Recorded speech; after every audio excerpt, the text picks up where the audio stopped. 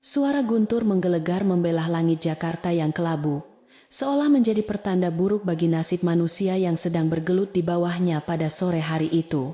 Amara melangkah keluar dari gedung pencakar langit yang menjulang tinggi, dengan perasaan yang campur aduk antara ketidakpercayaan dan kegugupan yang luar biasa mencekam hingga ke tulang sumsumnya. Di tangannya terdapat sebuah map kulit berwarna hitam yang baru saja diserahkan oleh pengacara senior dari firma hukum terkemuka yang menangani wasiat mendiang paman jauhnya, yang telah lama menghilang tanpa kabar berita. Dokumen yang tersimpan rapi di dalam map tersebut menyatakan bahwa Amara adalah pewaris tunggal dari sebuah konglomerasi raksasa yang bergerak di bidang energi dan properti senilai 65 juta dolar Amerika Serikat beserta aset berharga lainnya. Angka fantastis itu terus menari-nari di benaknya seakan mengejek kemiskinan dan penderitaan yang selama ini dia alami bersama suami dan anak semata wayangnya di sebuah rumah kontrakan yang sempit dan lembab. Hujan mulai turun dengan derasnya membasahi tubuh Amara yang hanya berbalut pakaian sederhana yang sudah mulai memudar warnanya karena terlalu sering dicuci dan dipakai berulang kali. Dia tidak memedulikan dingin yang menusuk kulitnya, karena api harapan di dalam dadanya sedang menyala dengan sangat terang membakar segala keraguan tentang masa depan keluarganya. Sepanjang perjalanan pulang menggunakan bus umum yang sesak dan pengap, Amara membayangkan wajah Rian suaminya yang pasti akan berubah menjadi cerah dan penuh kasih sayang setelah mendengar kabar gembira ini. Selama beberapa tahun terakhir pernikahan mereka terasa seperti neraka dunia karena Rian selalu menyalahkan Amara atas kegagalan bisnis kecilnya dan ketidakmampuannya memberikan kehidupan mewah. Amara tersenyum pahit mengingat caci maki yang sering dia terima. Namun dia yakin bahwa warisan ini adalah kunci ajaib yang akan memperbaiki retakan dalam rumah tangganya dan mengembalikan Rian menjadi pria lembut yang dulu dia cintai. Langkah kaki Amara terasa ringan ketika dia menapaki jalan setapak yang becek menuju rumah mungil mereka meskipun air hujan terus mengguyur tanpa ampun membasahi rambut dan wajahnya. Dia membayangkan akan memasak makan malam yang lezat dan duduk bersama Rian untuk membicarakan rencana masa depan mereka. Termasuk pendidikan terbaik untuk Lia putri kecil, mereka yang cerdas. Namun ketika dia sampai di depan pintu rumah yang catnya sudah mengelupas di sana-sini, dia mendapati bahwa pintu depan tidak terkunci dengan rapat dan sedikit terbuka. Perasaan was-was mulai merayap masuk ke dalam hatinya, menggeser kegembiraan yang tadi meluap-luap, karena dia takut sesuatu yang buruk telah terjadi pada suami atau anaknya. Dengan tangan yang gemetar karena kedinginan dan ketakutan, Amara mendorong pintu kayu itu perlahan-lahan, agar tidak menimbulkan suara gaduh yang bisa mengejutkan siapapun yang ada di dalam. Pemandangan yang tersaji di hadapan mata kepalanya sendiri, seketika menghancurkan seluruh angan-angan indah yang baru saja dibangunnya selama perjalanan pulang dari kantor pengacara tadi. Di ruang tamu yang sempit dan berantakan itu Rian sedang bercumbu dengan penuh nafsu bersama seorang wanita yang sangat dikenalnya, yaitu Bella yang merupakan tetangga sekaligus teman masa kecil Amara sendiri. Mereka berdua begitu terhanyut dalam gairah terlarang di atas sofa tua tempat Amara biasa menyusui Lia waktu bayi, tanpa menyadari kehadiran sang istri sah yang berdiri mematung di ambang pintu. Tas tangan yang berisi dokumen warisan bernilai jutaan dolar itu terlepas dari genggaman Amara dan jatuh ke lantai dengan suara berdebum yang cukup keras untuk menyadarkan pasangan pezina itu dari aktivitas menjijikkan mereka. Wajah Amara memucat pasi seolah seluruh darah di tubuhnya telah disedot habis, menyisakan kehampaan yang begitu menyakitkan di rongga dadanya. Rian yang terkejut segera bangkit berdiri namun tidak ada sedikit pun raut penyesalan atau rasa bersalah yang terpancar dari wajahnya yang tampan, namun berhati iblis itu. Pria itu justru menatap Amara dengan sorot mata penuh kebencian dan kejijikan seolah-olah kehadiran istrinya adalah sebuah gangguan besar yang merusak momen kebahagiaannya bersama wanita lain. Bella yang duduk di sampingnya sambil membenahi pakaiannya yang acak-acakan hanya tersenyum sinis dengan tatapan meremehkan ke arah Amara yang masih terdiam dalam keterkejutan syok. Bukannya meminta maaf, Rian malah membentak Amara dengan suara keras yang menggelegar memenuhi ruangan kecil itu, menanyakan mengapa dia pulang lebih awal, dan mengganggu ketenangannya. Amara merasa lidahnya keluh dan tenggorokannya tercekat, sehingga dia tidak mampu mengeluarkan sepatah kata pun untuk membalas kekejaman suaminya yang sudah melampaui batas kemanusiaan itu. Keheningan yang mencekam itu akhirnya pecah ketika Amara dengan sisa-sisa tenaganya mencoba melangkah maju untuk menuntut penjelasan atas pengkhianatan yang dilakukan oleh dua orang terdekatnya. Namun belum sempat dia membuka mulut, sebuah tamparan keras mendarat di pipi kanannya dengan begitu kuat hingga membuat tubuhnya terhuyung dan jatuh tersungkur ke lantai yang dingin. Rasa perih yang menjalar di wajahnya tidak sebanding dengan rasa sakit yang merobek-robek hatinya saat menyadari bahwa suaminya tega melakukan kekerasan fisik demi membela selingkuhannya. Rian berdiri menjulang di atasnya dengan napas memburu dan mata merah, menyala penuh amarah sambil menunjuk-nunjuk wajah Amara dengan jari telunjuknya. Dia berteriak bahwa dia sudah muak dengan kemiskinan dan wajah suram Amara yang menurutnya membawa sial bagi bisnisnya yang terus merugi, dan dia ingin mengakhiri pernikahan ini sekarang juga. Bella tertawa kecil melihat penderitaan Amara dan mulai memprovokasi Rian dengan kata-kata racun yang semakin memanaskan situasi yang sudah sangat genting itu. Wanita ular itu mengatakan bahwa Amara memang tidak pantas bersanding dengan Rian yang memiliki potensi besar dan hanya menjadi beban yang menghambat kesuksesan pria itu selama ini. Mendengar hasutan itu, Rian semakin gelap mata dan kembali melayangkan tendangan ke arah kaki Amara yang masih berusaha untuk bangkit berdiri. Amara mengerang kesakitan sambil memegangi kakinya yang terasa remuk. Namun dia tetap berusaha menahan air matanya agar tidak tumpah di hadapan mereka. Dia menyadari bahwa pria yang berdiri di hadapannya kini bukanlah suami yang dulu dia kenal, melainkan monster yang telah dikuasai oleh keserakahan dan nafsu belaka. Suara keributan dan teriakan kasar Rian ternyata membangunkan Lia yang sedang tidur siang di kamar tidurnya yang hanya dibatasi oleh dinding tipis dari ruang tamu. Gadis kecil berusia 5 tahun itu berlari keluar dengan wajah ketakutan dan langsung menjerit histeris saat melihat ibunya diperlakukan dengan kasar oleh ayahnya sendiri. Lia berlari memeluk tubuh ibunya yang tergeletak di lantai, berusaha melindungi Amara dengan tubuh mungilnya yang gemetar hebat karena tangisan. Namun kehadiran darah dagingnya sendiri tidak mampu melunakkan hati Rian yang sudah membatu dan tertutup rapat oleh egonya yang setinggi langit. Dengan tanpa perasaan Rian menarik kerah baju Lia dan melemparnya ke samping hingga anak itu terbentur sudut meja kayu dan menangis semakin keras karena rasa sakit dan ketakutan. Amara yang melihat anaknya disakiti seketika mendapatkan kekuatan baru yang muncul dari naluri keibuannya yang tidak terima buah hatinya diperlakukan semena-mena. Dia bangkit menerjang Rian dengan cakaran dan pukulan membabi buta, berusaha membalas perlakuan keji pria itu terhadap putri kecil mereka yang tidak berdosa. Namun tenaga wanita yang kurang gizi dan lelah bekerja seharian tentu tidak sebanding dengan kekuatan fisik seorang pria dewasa yang sedang dikuasai amarah. Rian dengan mudah menangkap kedua tangan Amara dan mendorongnya keras-keras ke arah pintu depan yang masih terbuka lebar, menampilkan hujan badai yang semakin mengganas di luar sana. Dia berteriak mengusir Amara dan Lia dari rumah itu. Detik itu juga karena dia ingin memulai hidup baru bersama Bella di rumah tersebut, tanpa gangguan dari masa lalu. Tanpa membiarkan Amara dan Lia mengambil satupun barang berharga atau sekadar pakaian ganti untuk melindungi diri dari cuaca ekstrem, Rian menyeret mereka berdua keluar teras. Hujan deras langsung menyambut tubuh mereka yang ringkih, membasahi setiap inci kulit dan pakaian mereka dalam hitungan detik. Bella yang berdiri di ambang pintu melemparkan tas tangan Amara yang tadi terjatuh keluar halaman dengan tatapan jijik, seolah membuang sampah yang bau. Tas itu mendarat di atas genangan lumpur yang kotor tepat di depan kaki Amara yang sedang memeluk Lia erat-erat di tengah badai. Pintu rumah kemudian dihempas dengan sangat keras di depan wajah mereka, diikuti dengan suara kunci yang diputar dari dalam, menandakan bahwa mereka benar-benar telah terusir dari tempat yang selama ini mereka sebut rumah. Amara berlutut di atas tanah berlumpur sambil mendekap Lia, yang terus menangis memanggil-manggil nama ayahnya dengan suara serak yang menyayat hati. Air hujan bercampur dengan air mata Amara mengalir deras di wajahnya yang lebam dan bengkak akibat pukulan suaminya tadi. Dia merasa dunia seolah runtuh menimpanya dan keputusasaan mulai merayap naik mencekik lehernya, membuatnya sulit bernapas di tengah derasnya hujan. Namun di saat dia merasa hampir menyerah pada nasib, tatapannya tertuju pada tas tangannya yang tergeletak menyedihkan di depannya. Ingatan tentang dokumen yang ada di dalam tas itu kembali muncul di benaknya seperti kilatan petir yang menyambar di tengah kegelapan malam. Dokumen itu adalah bukti kekayaan 65 juta dolar yang kini sah menjadi miliknya dan belum diketahui oleh siapapun termasuk Ryan.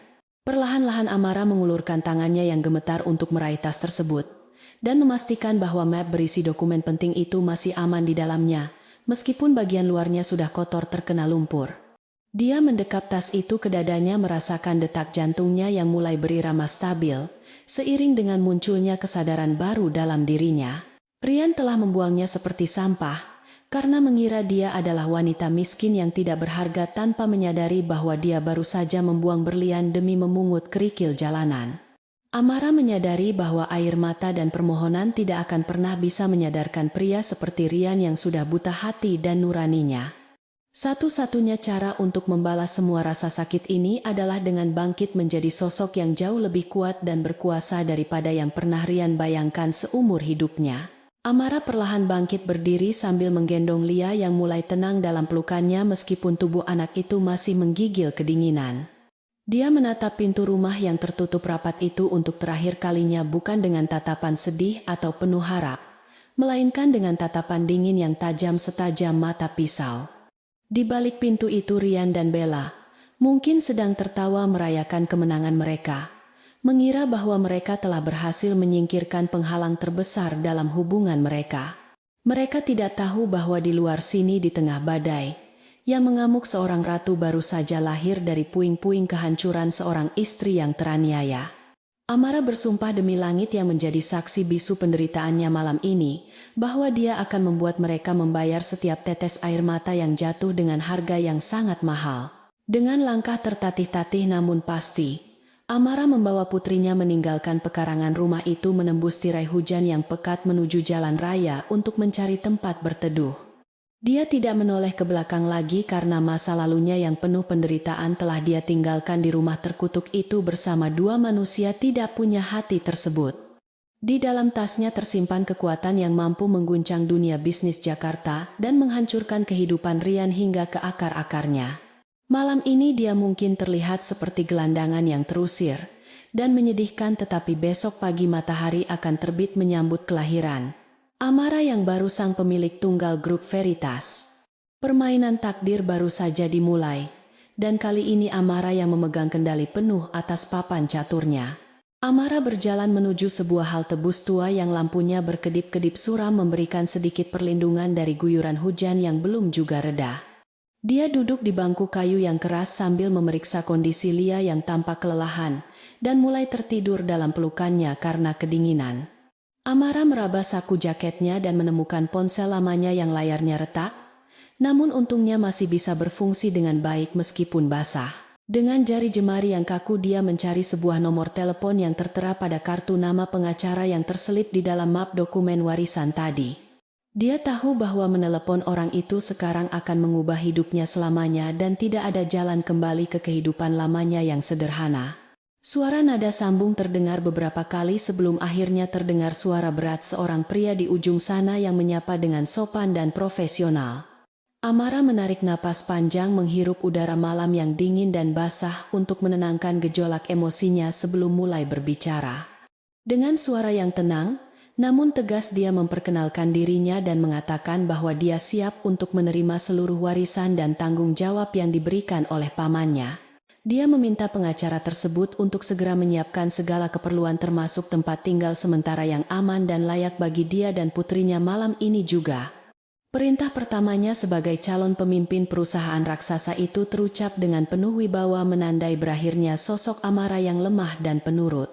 Di seberang sana, sang pengacara terdengar sedikit terkejut menerima telepon di malam hari, namun segera merespons dengan sigap dan penuh hormat setelah menyadari siapa yang meneleponnya.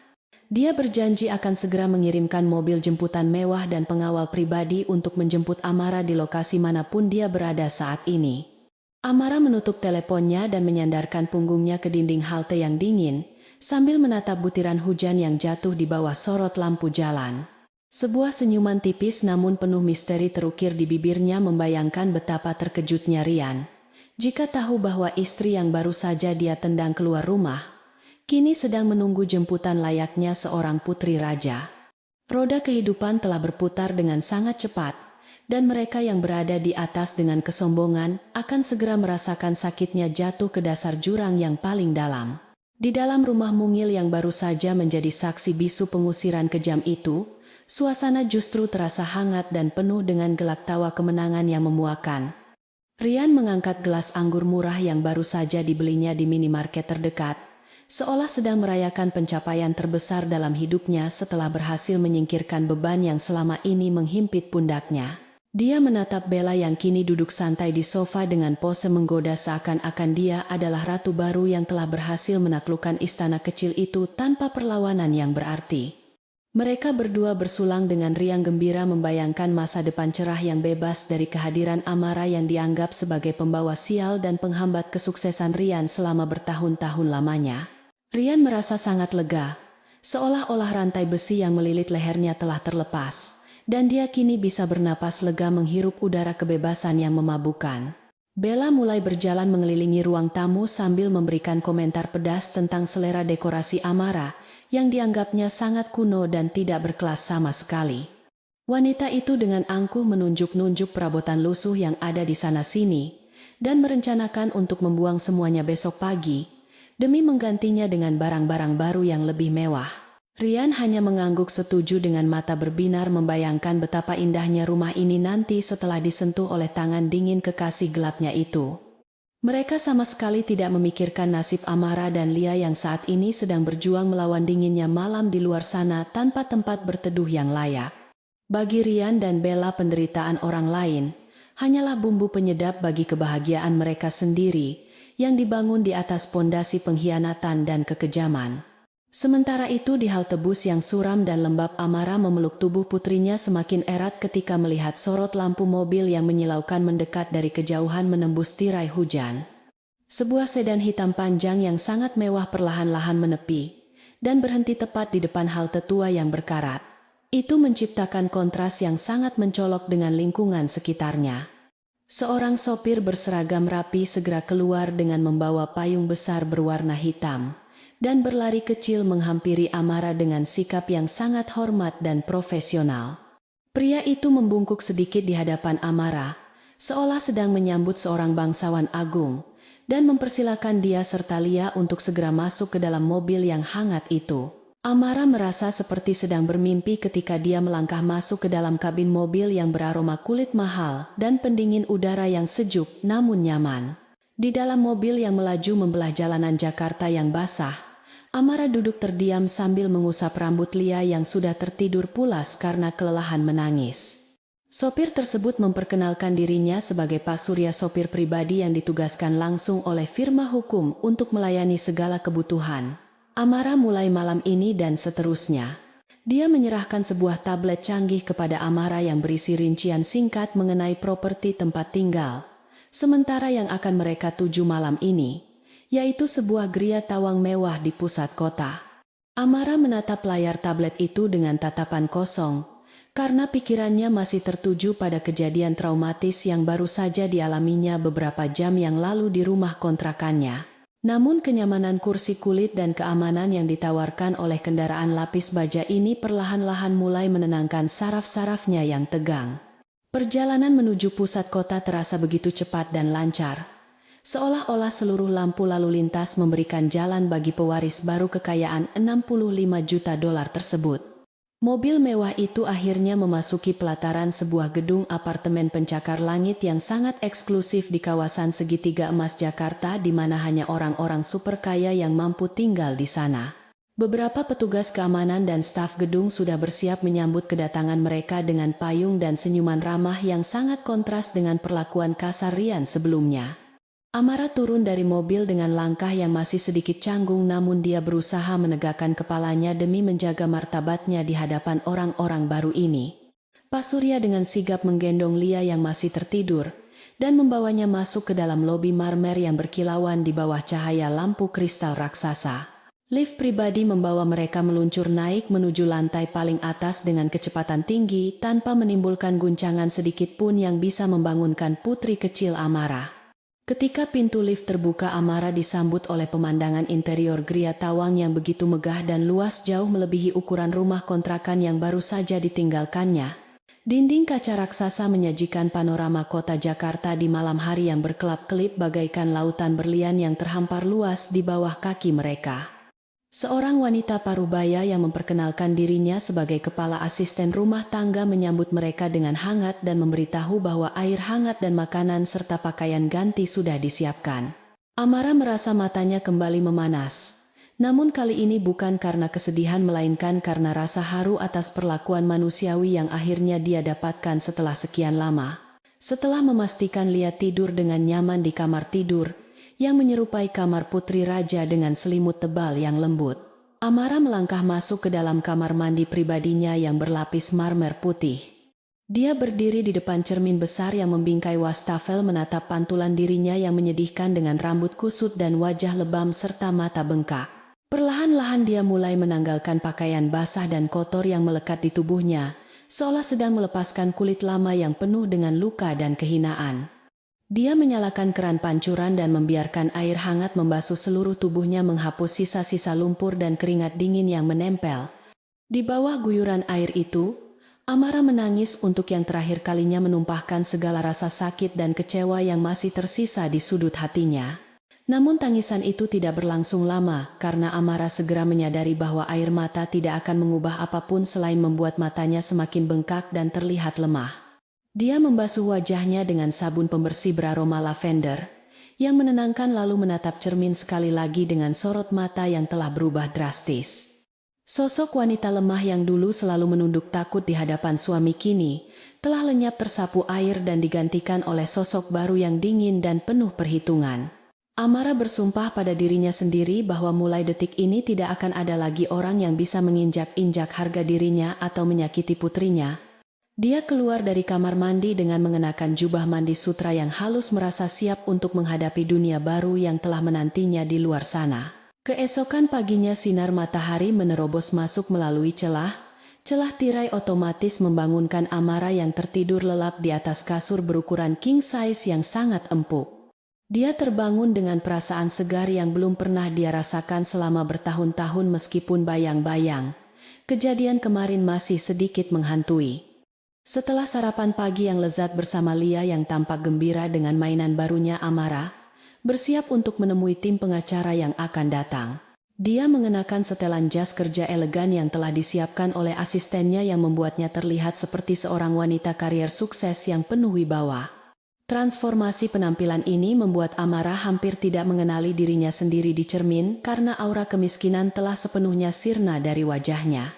Tepat pukul 9 pagi bel pintu berbunyi menandakan kedatangan Pak Hendra pengacara senior yang kemarin menghubunginya beserta beberapa staf kepercayaannya. Mereka duduk di ruang tamu yang luas sambil membuka tumpukan dokumen yang berisi rincian aset dan kekuasaan yang kini berada di tangan Amara. Pak Hendra menjelaskan dengan rinci bahwa Grup Veritas bukan hanya perusahaan biasa, melainkan konglomerasi yang memiliki pengaruh besar di berbagai sektor termasuk perbankan dan konstruksi. Mata Amara membelalak ketika menyadari bahwa salah satu anak perusahaan Grup Veritas adalah bank utama yang menjadi kreditur bagi perusahaan kecil milik Rian. Sebuah senyuman tipis dan penuh arti perlahan terbentuk di bibir merah Amara saat menyadari betapa besarnya kekuasaan yang kini dia genggam. Sementara itu di tempat lain, Rian terbangun dengan kepala yang terasa pening akibat terlalu banyak minum anggur semalam, namun hatinya masih berbunga-bunga. Dia melihat Bella yang masih tertidur di sampingnya dan merasa bahwa hidupnya kini sempurna tanpa kehadiran istri yang selalu mengeluh dan anak yang cengeng. Rian bersiap-siap berangkat ke kantornya dengan semangat baru yakin bahwa tanpa beban keluarga dia akan bisa fokus sepenuhnya mengembangkan bisnisnya. Dia tidak menyadari bahwa di puncak gedung pencakar langit yang menjulang di pusat kota mantan istrinya sedang mempelajari laporan keuangan perusahaannya dengan teliti. Rian melangkah keluar rumah dengan langkah angkuh menyapa tetangga yang memandangnya dengan tatapan aneh karena kejadian semalam. Namun dia tidak peduli. Kembali ke Gria Tawang, Amara mendengarkan penjelasan Pak Hendra tentang kondisi perusahaan Rian, yang ternyata sedang dalam kondisi finansial yang sangat rapuh dan bergantung pada pinjaman jangka pendek. Pak Hendra bertanya apakah Amara ingin segera mengambil tindakan hukum atau finansial terhadap mantan suaminya tersebut sebagai bentuk pembalasan. Amara menggelengkan kepalanya perlahan, Karena menurutnya kehancuran yang terlalu cepat tidak akan memberikan rasa sakit yang cukup mendalam bagi orang sesombong Ryan. Dia ingin Ryan merasakan harapan palsu terlebih dahulu, membiarkannya terbang tinggi sebelum akhirnya menjatuhkannya ke dasar jurang kehancuran. Amara memerintahkan Pak Hendra untuk sementara waktu membiarkan Ryan, namun mulai memperketat syarat pencairan dana pinjaman tahap berikutnya secara diam-diam. Setelah pertemuan dengan tim pengacara selesai, Amara memutuskan untuk mengunjungi kantor pusat grup Veritas untuk pertama kalinya sebagai pemilik sah. Mobil sedan hitam kembali membawanya membelah kemacetan Jakarta menuju gedung pencakar langit tertinggi yang menjadi simbol kekuasaan korporasi tersebut. Ketika dia melangkah masuk ke dalam lobi utama, seluruh staf dan resepsionis membungkuk hormat padanya, meskipun mereka belum tahu pasti siapa dia sebenarnya selain tamu VVIP. Amara berjalan dengan dagu terangkat tinggi, langkah kakinya berbunyi tegas di atas lantai marmer menyiratkan kepercayaan diri yang baru tumbuh. Dia masuk ke dalam lift khusus eksekutif yang membawanya langsung ke lantai teratas tempat ruang kerja mendiang pamannya berada. Pintu ruang kerja itu terbuka menampilkan sebuah ruangan yang sangat besar dengan perabotan kayu mahoni tua yang memancarkan aura kewibawaan dan kekuasaan mutlak. Amara berjalan perlahan menuju kursi kebesaran di balik meja kerja raksasa itu dan meraba sandaran kulitnya yang terasa dingin namun kokoh.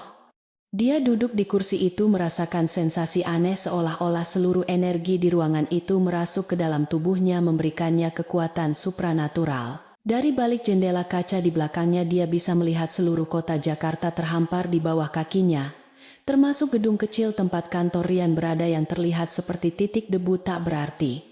Amara memutar kursinya menghadap meja kerja, mengambil sebuah pena emas dan mulai menandatangani dokumen pengalihan kekuasaan resmi. Siang harinya Ryan tiba di kantornya dengan perasaan optimis dan langsung memanggil sekretarisnya untuk menanyakan jadwal pertemuan dengan investor potensial. Namun sekretarisnya memberitahu dengan wajah cemas bahwa beberapa mitra bisnis mendadak membatalkan janji temu tanpa alasan yang jelas sejak pagi tadi. Ryan mengerutkan keningnya merasa sedikit terganggu, namun dia segera menepis rasa khawatir itu dan menganggapnya hanya sebagai kebetulan semata. Dia yakin pesonanya dan rencana bisnisnya yang brilian akan mampu menarik investor lain yang lebih besar dalam waktu dekat. Dia bahkan sempat menelepon Bella untuk mengajaknya makan siang di restoran mewah demi merayakan hari pertama kebebasan mereka. Tanpa sepengetahuan Ryan, di salah satu restoran bintang 5 di pusat kota, Amara sedang makan siang bersama Direktur Operasional Grup Veritas, membahas strategi ekspansi perusahaan. Penampilannya yang anggun dan cerdas membuat semua orang di meja itu kagum dan menaruh hormat padanya dalam waktu singkat. Dia tidak lagi terlihat sebagai ibu rumah tangga yang kucel, melainkan sebagai seorang wanita besi yang siap menaklukkan dunia bisnis. Di sela-sela pembicaraan bisnis, Amara sesekali melirik ponselnya memantau pergerakan Ryan melalui laporan detektif swasta yang disewanya. Dia melihat foto Ryan dan Bella yang sedang tertawa di restoran lain, dan hatinya kini benar-benar telah membeku sempurna tanpa ada sedikit pun rasa cemburu yang tersisa. Sore harinya Amara kembali ke Gria Tawang dan menemukan Lia sedang belajar menggambar bersama seorang guru privat yang didatangkan khusus untuknya. Melihat senyum bahagia di wajah putrinya, Amara merasa bahwa semua keputusan yang diambilnya adalah benar dan dia tidak akan pernah menyesalinya. Dia berjanji akan memberikan dunia terbaik bagi Lia, dunia di mana tidak ada seorang pun yang berani menyakitinya lagi seperti ayahnya dulu. Amara kemudian duduk di balkon sambil menikmati secangkir teh hangat, menatap matahari terbenam yang mewarnai langit Jakarta dengan warna jingga kemerahan. Di kejauhan dia seolah melihat bayangan masa lalunya yang kelam perlahan-lahan tenggelam bersama matahari, digantikan oleh malam yang akan menjadi panggung permainannya. Malam itu Amara tidak bisa tidur, bukan karena gelisah, melainkan karena otaknya terus berputar menyusun rencana demi rencana untuk masa depan. Dia membuka laptopnya dan mulai mempelajari profil perusahaan-perusahaan pesaing serta sekutu potensial yang bisa dia manfaatkan. Dia menemukan bahwa ada sebuah acara gala dinner tahunan yang sangat bergengsi akan diadakan minggu depan di mana semua pebisnis top akan hadir. Amara tersenyum miring menyadari bahwa ini adalah panggung debut yang sempurna untuk memperkenalkan dirinya sebagai Ratu Veritas kepada dunia.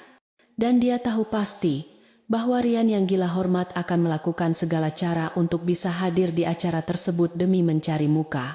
Amara menutup laptopnya dan berjalan menuju kamar Lia mencium kening putrinya yang sedang terlelap dengan damai di bawah selimut hangat. Dia berbisik pelan berjanji bahwa dia akan menjadi perisai dan pedang bagi keluarga kecil mereka mulai sekarang dan selamanya.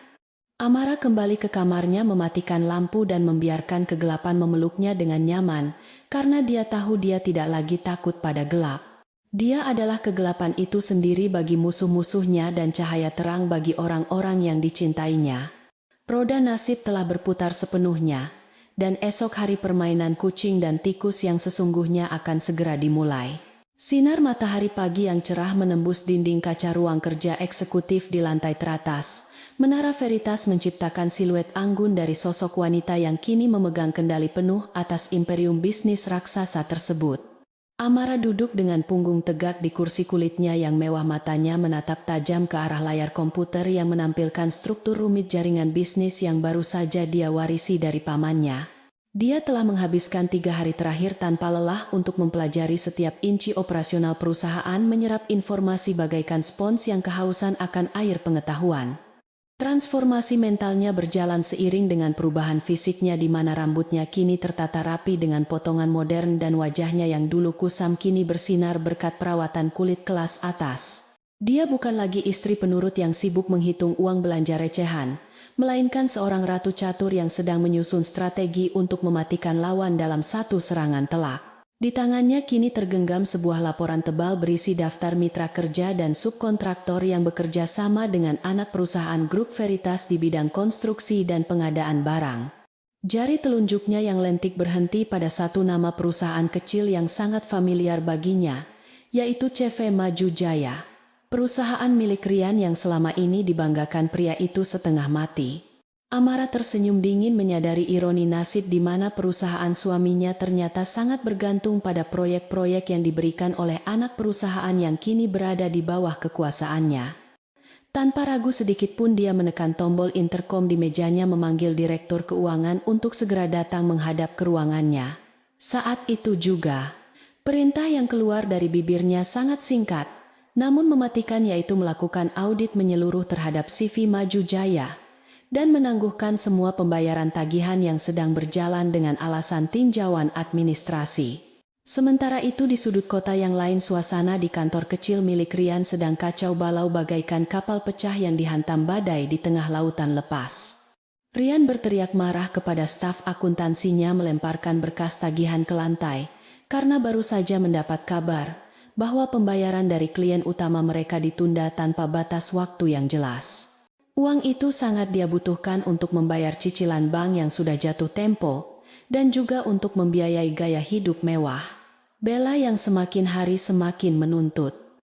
Wajah Rian memerah karena emosi urat-urat di lehernya menonjol keluar saat dia memaki bawahannya yang tidak bisa memberikan solusi atas masalah mendadak ini. Dia merasa ada yang tidak beres karena selama bertahun-tahun kerja sama ini berjalan lancar tanpa hambatan. Namun tiba-tiba saja keran uangnya macet total. Bella yang baru saja tiba di kantor Rian dengan menenteng tas belanjaan bermerek tampak tidak peduli dengan ketegangan yang sedang terjadi di ruangan itu. Wanita itu melenggang masuk dengan santai duduk di sofa tamu, sambil memamerkan sepatu baru yang baru saja dibelinya menggunakan kartu kredit Rian yang limitnya sudah hampir habis. Dia dengan enteng mengatakan kepada Rian untuk tidak terlalu memikirkan masalah kantor dan menyarankan agar mereka pergi berlibur sejenak untuk menghilangkan stres. Sikap acuh tak acuh, Bella ini justru semakin menyulut amarah Rian. Namun pria itu tidak berani membentak kekasihnya, karena dia terlalu terbutakan oleh nafsu dan cinta palsu.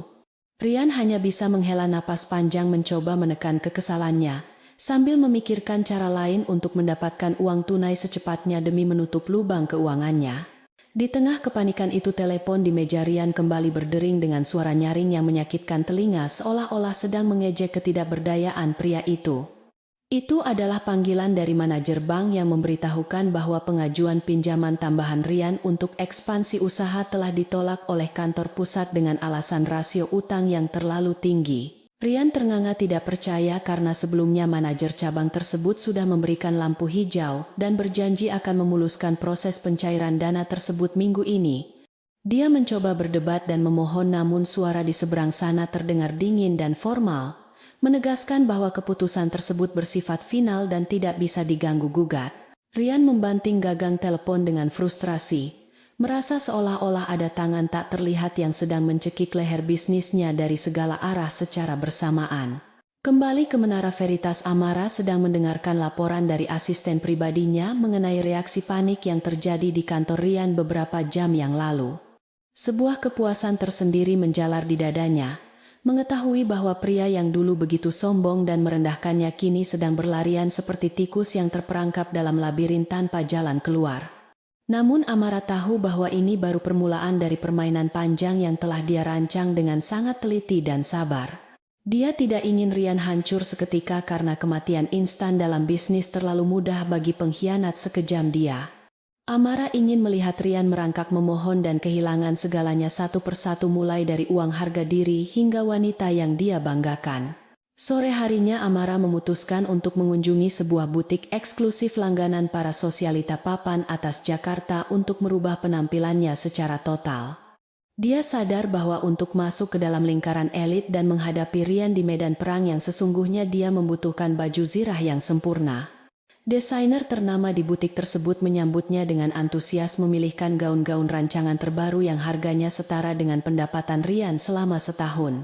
Ketika Amara mencoba sebuah gaun malam berwarna merah marun yang memeluk tubuhnya dengan sempurna, dia melihat pantulan wanita asing di cermin yang memancarkan aura dominasi yang kuat. Dia membeli gaun itu tanpa melihat label harganya, sebuah tindakan yang dulu hanya bisa dia impikan dalam tidur-tidurnya yang paling liar. Di sisi lain, Rian pulang ke rumah barunya yang megah namun terasa kosong dengan perasaan gundah gulana yang semakin menjadi-jadi. Tagihan-tagihan mulai menumpuk di meja makan, dan dia harus memutar otak untuk menutupi kebohongannya di depan Bella, agar wanita itu tidak tahu bahwa dia sedang diambang kebangkrutan. Bella yang tidak peka, terus merengek meminta dibelikan perhiasan baru untuk dipakai di acara arisan sosialita minggu depan tanpa memedulikan wajah Rian yang semakin kusut. Rian akhirnya meledak marah membentak Bella untuk diam sejenak yang membuat wanita itu terkejut dan mulai menangis dengan gaya drama yang dibuat-buat. Pertengkaran hebat pun tak terelakkan di mana Rian mulai menyadari bahwa wanita yang dia pilih ternyata tidak bisa menjadi sandaran saat dia sedang terpuruk. Namun pertengkaran itu tidak berlangsung lama, karena Rian yang manipulatif segera meminta maaf dan membujuk Bella kembali dengan janji-janji manis yang kosong. Dia tahu dia tidak boleh kehilangan Bella sekarang karena wanita itu adalah satu-satunya trofi kemenangan yang dia miliki setelah membuang Amara. Rian kemudian teringat tentang rumor yang beredar di kalangan pebisnis mengenai pesta gala akbar yang akan diadakan oleh grup Veritas untuk memperkenalkan pimpinan baru mereka. Dia berpikir bahwa jika dia bisa hadir di acara tersebut, dia pasti bisa melobi para investor besar dan menyelamatkan perusahaannya dari kehancuran. Rian bertekad untuk mendapatkan undangan eksklusif itu dengan cara apapun meskipun harus membayar calo dengan harga selangit. Keesokan harinya Amara menerima daftar tamu undangan untuk acara gala yang diajukan oleh tim humas perusahaannya untuk mendapatkan persetujuan akhir. Matanya menelusuri deretan nama-nama penting tersebut dan berhenti ketika melihat nama Rian tidak tercantum di sana karena memang kelas perusahaannya belum memenuhi syarat. Dengan senyum misterius, Amara mengambil penanya dan menuliskan nama Rian serta Bella di bagian paling bawah daftar tamu tambahan dengan tinta merah.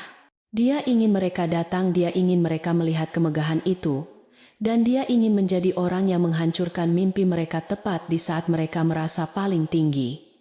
Memberikan undangan itu kepada Rian sama saja dengan memberikan tali gantungan kepada seorang terpidana mati yang mengira itu adalah tali penyelamat. Hari-hari berlalu dengan cepat di mana tekanan terhadap bisnis Rian semakin hari semakin mencekik lehernya hingga dia sulit bernapas. Beberapa pemasok bahan baku tiba-tiba memutuskan kontrak sepihak dengan alasan stok kosong padahal Rian tahu gudang mereka penuh. Karyawan di kantornya mulai kasak-kusuk membicarakan keterlambatan gaji yang belum pernah terjadi sebelumnya, menciptakan suasana kerja yang tidak kondusif. Rian berusaha menutupi semua ini dengan penampilan luar yang tetap perlente menyewa mobil mewah, harian hanya untuk menjaga gengsi di depan klien yang tersisa.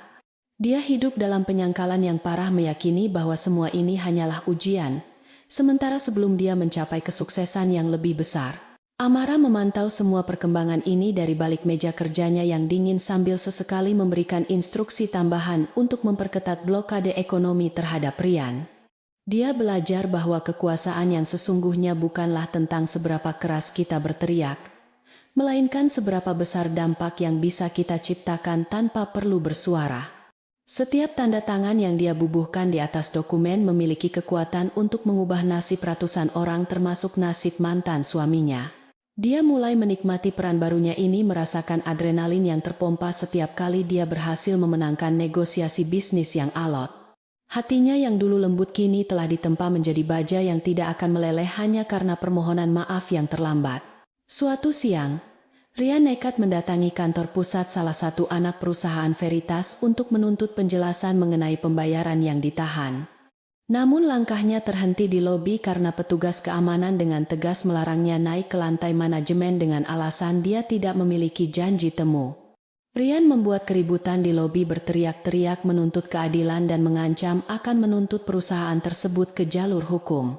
Amara menyaksikan adegan memalukan itu melalui kamera pengawas di tabletnya, sambil menyesap secangkir kopi espresso yang pahit. Dia melihat betapa rendahnya Ryan jatuh, betapa hilangnya wibawa pria itu ketika dihadapkan pada kekuasaan yang jauh di atasnya. Alih-alih merasa kasihan, Amara justru merasa jijik melihat tingkah laku Ryan yang seperti preman pasar yang tidak tahu aturan main dunia korporasi.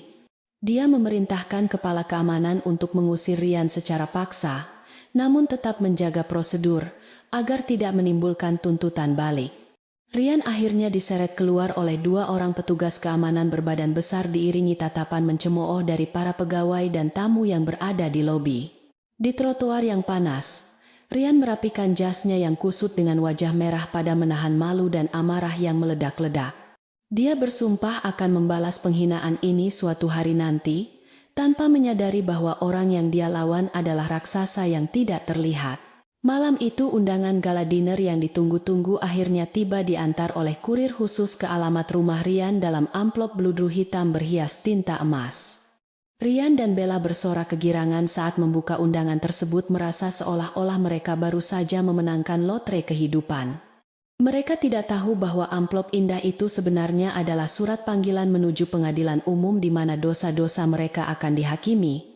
Bella langsung sibuk menelepon salon dan butik untuk mempersiapkan penampilannya, sementara Ryan mulai menghubungi beberapa kenalannya untuk menyombongkan diri. Mereka tidur malam itu dengan mimpi indah tentang kekayaan dan pengakuan sosial yang akan segera mereka raih. Sementara itu, Amara berdiri di balkon Gria Tawangnya memandang langit malam Jakarta yang penuh dengan bintang buatan dari lampu-lampu gedung. Dia memikirkan Lia yang kini tidur nyenyak di kamarnya, aman dari segala gangguan dan kekurangan yang dulu menghantui mereka. Amara tahu bahwa gala dinner nanti akan menjadi titik balik yang tidak bisa ditarik kembali bagi hidupnya dan hidup Ryan. Dia menarik napas dalam-dalam, merasakan udara malam yang dingin mengisi paru-parunya, memberikan ketenangan sebelum badai yang sesungguhnya datang.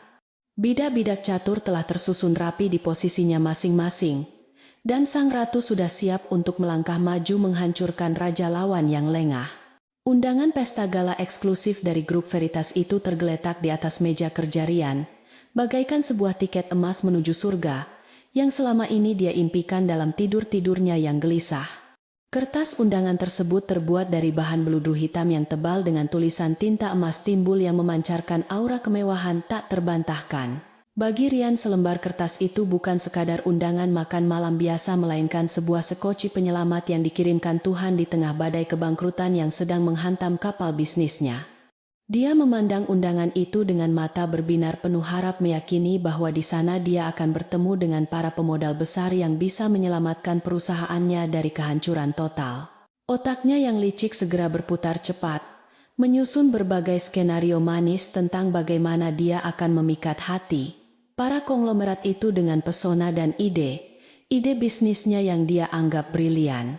Namun euforia sesaat itu segera tergantikan oleh realitas pahit yang menampar wajahnya ketika dia memeriksa saldo rekening banknya yang menyedihkan melalui aplikasi ponsel. Angka yang tertera di layar sangat jauh dari kata cukup untuk membiayai persiapan penampilan mereka agar terlihat pantas bersanding dengan kaum elite Jakarta. Bella yang tidak tahu menahu soal krisis keuangan perusahaan terus merengek meminta gaun rancangan desainer ternama yang harganya setara dengan biaya operasional kantor Rian selama sebulan. Wanita itu dengan enteng menunjuk model gaun di majalah mode tanpa memedulikan keringat dingin yang mulai mengucur di pelipis Rian saat melihat label harganya. Rian terjebak dalam dilema besar antara jujur tentang kondisinya yang bisa membuat Bella pergi atau memaksakan diri demi menjaga gengsi yang selama ini dia junjung tinggi. Akhirnya ego dan kesombongan Rian memenangkan pertarungan batin itu memaksanya mengambil langkah nekat yang sangat berbahaya demi mempertahankan citra suksesnya di depan sang kekasih. Dia menghubungi seorang kenalan lama yang bergerak di bidang pinjaman dana cepat dengan bunga selangit alias lintah darat karena bank resmi sudah menutup pintu baginya. Pertemuan rahasia dilakukan di sebuah kedai kopi pinggiran kota yang sepi jauh dari hiruk-pikuk kawasan bisnis, agar tidak ada kolega yang melihatnya. Tangan Rian sedikit gemetar saat menandatangani surat perjanjian utang dengan jaminan aset terakhir yang dia miliki yaitu mobil mewah yang sebenarnya masih dalam masa cicilan. Dia mempertaruhkan segalanya pada satu malam pesta itu dengan keyakinan buta bahwa dia akan pulang membawa kontrak jutaan dolar yang bisa melunasi semua utangnya. Setelah uang pinjaman cair, Rian dan Bella langsung menuju pusat perbelanjaan paling mewah di Jakarta untuk memulai aksi pemborosan mereka yang tidak masuk akal. Bella berlarian dari satu butik ke butik lain dengan mata berbinar seperti anak kecil di toko permen mencoba berbagai gaun malam yang berkilauan. Dia akhirnya memilih sebuah gaun sutra, berwarna merah menyala dengan potongan dada rendah yang sangat mencolok dan memamerkan lekuk tubuhnya dengan provokatif. Rian pun tidak mau kalah, dia membeli setelan jas tuxedo impor dari Italia yang membalut tubuhnya dengan sempurna, membuatnya terlihat seperti seorang eksekutif muda yang sangat sukses. Mereka berjalan keluar dari mall dengan menenteng banyak tas belanjaan bermerek menikmati tatapan kagum orang-orang yang tidak tahu bahwa semua itu dibeli dengan uang panas yang akan membakar mereka nanti. Sementara itu di sisi lain kota, tepatnya di dalam ruang ganti pribadi di kantor pusat grup Veritas, suasana persiapan berlangsung dengan nuansa yang sangat berbeda. Amara berdiri tenang di depan cermin besar dikelilingi oleh tim penata gaya profesional yang didatangkan khusus untuk mempersiapkan penampilan perdananya sebagai pemimpin tertinggi perusahaan. Tidak ada kepanikan atau kehebohan seperti yang terjadi pada Bella, karena segala sesuatunya telah direncanakan dengan sangat matang dan efisien oleh timnya. Amara memilih sebuah gaun malam berwarna biru tua navy yang elegan dengan desain minimalis, namun memancarkan aura keanggunan dan kekuasaan yang absolut. Kain beludru halus itu menjuntai indah hingga ke lantai, memberikan kesan misterius sekaligus berwibawa yang sangat kontras dengan gaya norak yang dipilih oleh istri baru mantan suaminya. Saat penata rias memoleskan sentuhan akhir pada wajahnya, Amara menatap pantulan dirinya di cermin dan hampir tidak mengenali wanita yang balas menatapnya itu. Mata yang dulu selalu sembab karena tangisan kini bersinar tajam, penuh determinasi, dihiasi dengan riasan mata smoky yang mempertegas sorot matanya yang mengintimidasi. Rambutnya disanggul modern dengan hiasan jepit rambut bertahtakan berlian asli yang nilainya mungkin bisa membeli seluruh aset perusahaan Rian saat ini. Amara bukan lagi seorang istri yang teraniaya yang memohon belas kasih, melainkan seorang ratu yang siap naik tahta dan menghukum para pengkhianat kerajaan. Asisten pribadinya masuk membawakan segelas air mineral dan melaporkan bahwa Rian dan Bella telah dikonfirmasi akan hadir, yang membuat senyum tipis tersungging di bibir merah Amara. Hari yang dinanti-nantikan pun tiba di mana ballroom hotel bintang 5 terbesar di Jakarta telah disulap menjadi sebuah istana megah untuk menyambut para tamu undangan grup Veritas. Lampu kristal raksasa menggantung di langit-langit, membiaskan cahaya keemasan ke seluruh penjuru ruangan yang didekorasi dengan bunga segar impor yang harum semerbak. Para pelayan berseragam rapi berlalu lalang membawa nampan berisi minuman sampanye dan makanan kecil, canape berkualitas tinggi, siap melayani para tamu kehormatan. Di luar hotel, karpet merah telah digelar panjang menyambut kedatangan mobil-mobil mewah yang mulai berdatangan satu persatu membawa para tokoh penting negeri ini. Kilatan lampu kamera wartawan tak henti-hentinya menyambar mengabadikan momen kedatangan para selebriti bisnis dan sosialita papan atas yang tampil dengan busana terbaik mereka. Rian dan Bella tiba di lokasi acara dengan menggunakan sebuah mobil limosin sewaan yang sengaja disewa Rian untuk satu malam demi menciptakan kesan dramatis saat kedatangan. Ketika pintu mobil dibuka oleh petugas valet, Rian melangkah keluar dengan dagu terangkat tinggi, berusaha terlihat santai meski jantungnya berdegup kencang karena gugup. Dia mengulurkan tangan membantu Bella keluar yang langsung memasang pose terbaiknya di hadapan para fotografer yang sebenarnya tidak terlalu memedulikan siapa mereka. Bella tersenyum lebar ke arah kamera mengibaskan rambutnya dengan gaya dibuat-buat seolah dia adalah bintang utama malam itu, padahal kebanyakan wartawan hanya bingung melihat sosok asing tersebut. Rian menggandeng tangan Bella dengan erat membisikkan kata-kata penyemangat bahwa malam ini adalah milik mereka dan mereka harus tampil percaya diri. Mereka melangkah masuk ke dalam ballroom yang megah itu, dan seketika merasa kerdil oleh skala kemewahan dan kekuasaan yang terpancar dari para tamu lain yang sudah hadir lebih dulu. Orang-orang yang berada di sana adalah para konglomerat pemilik bank, menteri dan pengusaha multinasional yang obrolannya berkisar tentang merger triliunan rupiah dan kebijakan ekonomi global. Rian mencoba membaur dengan mendekati beberapa kelompok kecil yang sedang berbincang. Namun dia segera menyadari bahwa dia tidak memiliki tempat di sana. Setiap kali dia mencoba menyela pembicaraan dan memperkenalkan diri sebagai CEO CV Maju Jaya, dia hanya mendapatkan anggukan sopan, namun dingin sebelum mereka kembali mengabaikannya. Tatapan mata para elit itu seolah bisa menembus jas mahalnya, dan melihat keputusasaan serta bau kemiskinan yang berusaha dia sembunyikan rapat-rapat.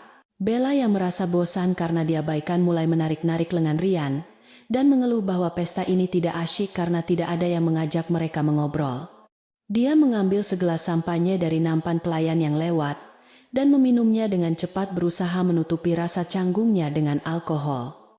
Suara tawanya yang sedikit terlalu keras sempat menarik perhatian beberapa nyonya besar yang menatapnya dengan pandangan mencemooh karena etika tata kramanya yang buruk. Rian menyikut pinggang. Bella memintanya untuk bersikap lebih anggun, namun Bella justru cemberut dan menuduh Rian tidak membela dirinya di depan orang-orang sombong itu. Ketegangan kecil mulai terjadi di antara mereka di tengah-tengah pesta yang seharusnya menjadi ajang pembuktian kesuksesan mereka. Di balik panggung utama di sebuah ruang tunggu VVIP yang tertutup rapat, Amara duduk dengan tenang memantau situasi ballroom melalui layar monitor CCTV resolusi tinggi. Dia melihat Rian yang tampak gelisah seperti cacing kepanasan, keringat mulai membasahi dahinya meskipun ruangan itu berpendingin udara yang sangat sejuk. Dia juga melihat Bella yang mulai mabuk dan bertingkah memalukan membuat beberapa tamu menjauh dengan raut wajah jijik yang tidak disembunyikan. Pemandangan itu sungguh menyedihkan. Namun Amara tidak merasakan simpati sedikit pun melainkan kepuasan karena melihat topeng kesempurnaan mereka mulai retak dengan sendirinya. Dia tahu bahwa saat ini Rian sedang berada di puncak ketegangan mental, berharap cemas menanti momen di mana dia bisa bertemu dengan pemilik Veritas. Rian yang mulai putus asa karena belum mendapatkan satupun kartu nama dari investor potensial memutuskan untuk menunggu di dekat panggung utama agar bisa menjadi orang pertama yang menyalami pemilik baru Veritas. Dia membayangkan bahwa pemilik Veritas pastilah seorang pria tua sebaya pamannya yang mungkin akan terkesan dengan semangat muda dan ambisinya. Dia telah menyiapkan pidato singkat, namun padat yang dia latih berulang kali di depan cermin kamar mandi untuk memikat hati sang taipan. Rian tidak menyadari bahwa dia sedang berdiri tepat di mulut singa menunggu untuk dilahap bulat-bulat oleh masa lalu yang dia campakkan. Dia merapikan dasi kupu-kupunya sekali lagi memastikan penampilannya sempurna tanpa celah sedikit pun. Suara musik orkestra yang mengalun lembut tiba-tiba berhenti digantikan oleh suara pembawa acara MC yang terdengar berwibawa melalui pengeras suara di seluruh penjuru ruangan. Lampu ruangan perlahan diredupkan menyisakan satu sorotan lampu sorot spotlight yang terfokus ke tengah panggung yang masih kosong. MC meminta seluruh hadirin untuk memberikan perhatian penuh karena momen puncak acara yaitu perkenalan Presiden Direktur baru Grup Veritas akan segera dimulai. Jantung Rian berpacu semakin cepat, dia meremas tangan Bella dengan kuat menyalurkan ketegangannya yang memuncak. Dia menahan napas, matanya terpaku pada tirai beludru merah di belakang panggung yang mulai bergerak perlahan-lahan. Amara berdiri di belakang tirai tersebut menarik napas panjang, dan dalam mengisi paru-parunya dengan keberanian sebelum melangkah maju menghadapi dunia barunya. Dia mengingat kembali malam hujan badai di mana dia diusir, dan dipukuli mengingat tangisan Lia dan tatapan menghina Rian yang membekas di ingatannya. Semua rasa sakit itu kini dia ubah menjadi bahan bakar yang membakar semangatnya untuk tampil sebagai pemenang mutlak dalam permainan takdir ini. Dia menegakkan punggungnya, mengangkat dagunya tinggi-tinggi, dan memberikan isyarat kepada petugas panggung bahwa dia sudah siap. Tirai terbuka lebar, dan Amara melangkah keluar menuju sorotan cahaya, menyilaukan yang menyambut kelahirannya kembali. Saat sosok wanita anggun bergaun biru tua itu muncul di tengah panggung, tepuk tangan meriah membahana memenuhi ruangan dari para tamu yang mengagumi kecantikan dan karismanya. Namun di barisan depan dekat panggung, Rian dan Bella justru terdiam membeku dengan mulut ternganga lebar, seolah-olah baru saja melihat hantu di siang bolong. Otak Rian berusaha keras memproses apa yang dilihat, matanya menolak mempercayai bahwa wanita yang berdiri di sana dengan penuh kuasa adalah Amara, istrinya yang lusuh. Dia mengucek matanya berulang kali berharap ini hanyalah halusinasi akibat alkohol atau kelelahan. Namun sosok itu tetap nyata dan semakin jelas. Bella menjatuhkan gelas sampahnya yang dipegangnya hingga pecah berkeping-keping di lantai. Suaranya tenggelam oleh riuh tepuk tangan hadirin. Amara berdiri di podium memandang ke seluruh penjuru ruangan dengan tatapan tenang, dan akhirnya mendaratkan pandangannya tepat ke arah Rian yang berdiri mematung. Tatapan mata mereka bertemu, namun kali ini tidak ada ketakutan atau ketundukan di mata Amara, melainkan dominasi yang mutlak dan mengerikan. Sudut bibir Amara terangkat sedikit membentuk senyum sinis yang sangat tipis, senyuman yang hanya bisa dilihat dan dipahami oleh Rian seorang. Detik itu juga Rian merasakan darah di tubuhnya berhenti mengalir, dan kakinya lemas seakan tulang-tulangnya telah dicabut paksa. Dia menyadari dengan kengerian yang luar biasa bahwa dia telah masuk ke dalam perangkap yang paling mematikan dan tidak ada jalan keluar lagi baginya. MC kemudian dengan lantang menyebutkan nama lengkap Amara sebagai pewaris tunggal dan pemimpin tertinggi grup Veritas yang baru disambut dengan tepuk tangan yang semakin gemuruh. Nama itu bergema di telinga Rian bagaikan vonis hukuman mati yang dibacakan oleh hakim di pengadilan akhirat. Dia melihat sekeliling, melihat orang-orang bertepuk tangan memuji wanita yang pernah dia sebut sampah dan beban hidup. Dunia Rian berputar hebat, pandangannya kabur dan dia harus berpegangan pada kursi agar tidak jatuh pingsan karena syok yang teramat sangat. Pesta mewah yang dia harapkan menjadi awal kesuksesannya, ternyata adalah panggung eksekusi yang telah disiapkan khusus untuknya. Bella yang mulai sadar dari keterkejutannya menarik lengan baju Rian dengan panik, berbisik histeris. Bertanya bagaimana mungkin Amara bisa menjadi orang sekaya dan sekuat ini. Namun Rian tidak bisa menjawab sepatah kata pun, lidahnya keluh, dan pikirannya kosong melompong dihantam kenyataan yang tak masuk akal. Di atas panggung Amara mulai menyampaikan pidato sambutannya. Suaranya terdengar jernih dan berwibawa menguasai seluruh ruangan dengan karismanya. Dia berbicara tentang visi masa depan perusahaan, tentang integritas dan tentang pentingnya menghargai orang lain, nilai-nilai yang tidak pernah dimiliki Rian. Malam ini Amara bukan hanya memperkenalkan diri sebagai pemimpin bisnis, tetapi juga sebagai dewi pembalasan dendam yang turun ke bumi. Tepuk tangan meriah yang membahana di dalam ballroom megah itu perlahan-lahan mereda ketika Amara menyelesaikan pidato sambutannya dengan anggukan kepala yang sopan dan penuh wibawa. Dia menuruni anak tangga panggung dengan langkah anggun bak seorang ratu yang turun dari singgasananya dikawal ketat oleh beberapa pengawal berbadan tegap yang memasang wajah garang.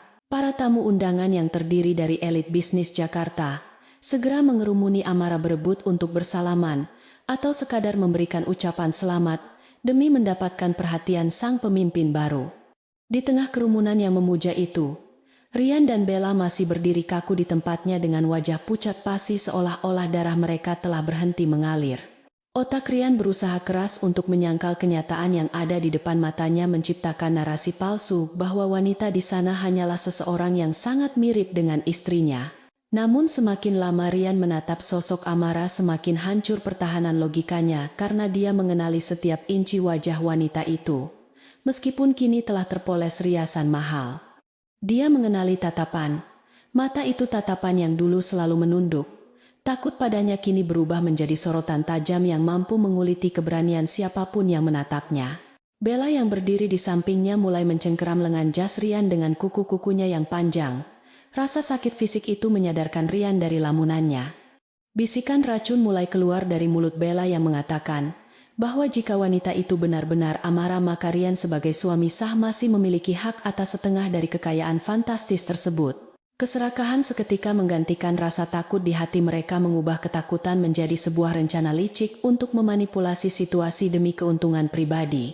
Dengan tekad yang didorong oleh ketamakan, Rian menarik tangan Bella dan mulai membelah kerumunan tamu undangan dengan kasar tanpa memedulikan tatapan kesal orang-orang yang terdorong. Dia merasa memiliki hak istimewa di ruangan itu karena dia adalah suami dari sang bintang utama malam ini. Sebuah gelar yang menurutnya lebih tinggi dari siapapun di sana. Dalam pikirannya yang sempit, Rian membayangkan bahwa Amara pasti melakukan sandiwara ini untuk menarik perhatiannya kembali, dan pada akhirnya akan tunduk padanya seperti biasa. Dia lupa bahwa wanita yang dia kejar saat ini bukanlah wanita lemah yang dia tendang keluar rumah saat hujan badai, melainkan seekor naga yang baru bangun dari tidurnya. Rian terus mendesak maju, mengabaikan etika dan sopan santun yang berlaku di acara kelas atas tersebut, demi mencapai posisi Amara. Amara yang sedang berbincang ramah dengan seorang menteri senior menyadari keributan kecil yang terjadi di arah jam 9. Namun dia tetap tenang dan tidak menoleh secara langsung. Ekor matanya menangkap pergerakan Rian yang semakin mendekat dengan wajah merah padam penuh emosi yang tidak terkontrol. Dia memberi isyarat mata yang sangat halus kepada kepala keamanannya untuk membiarkan Rian mendekat, namun tetap dalam siaga penuh jika terjadi sesuatu yang membahayakan. Amara ingin memberikan panggung kepada Rian untuk mempermalukan dirinya sendiri di hadapan seluruh orang penting di negeri ini. Ini adalah bagian dari hukuman sosial yang telah dia rancang, membiarkan Rian menunjukkan watak aslinya yang kasar di tempat yang paling tidak pantas.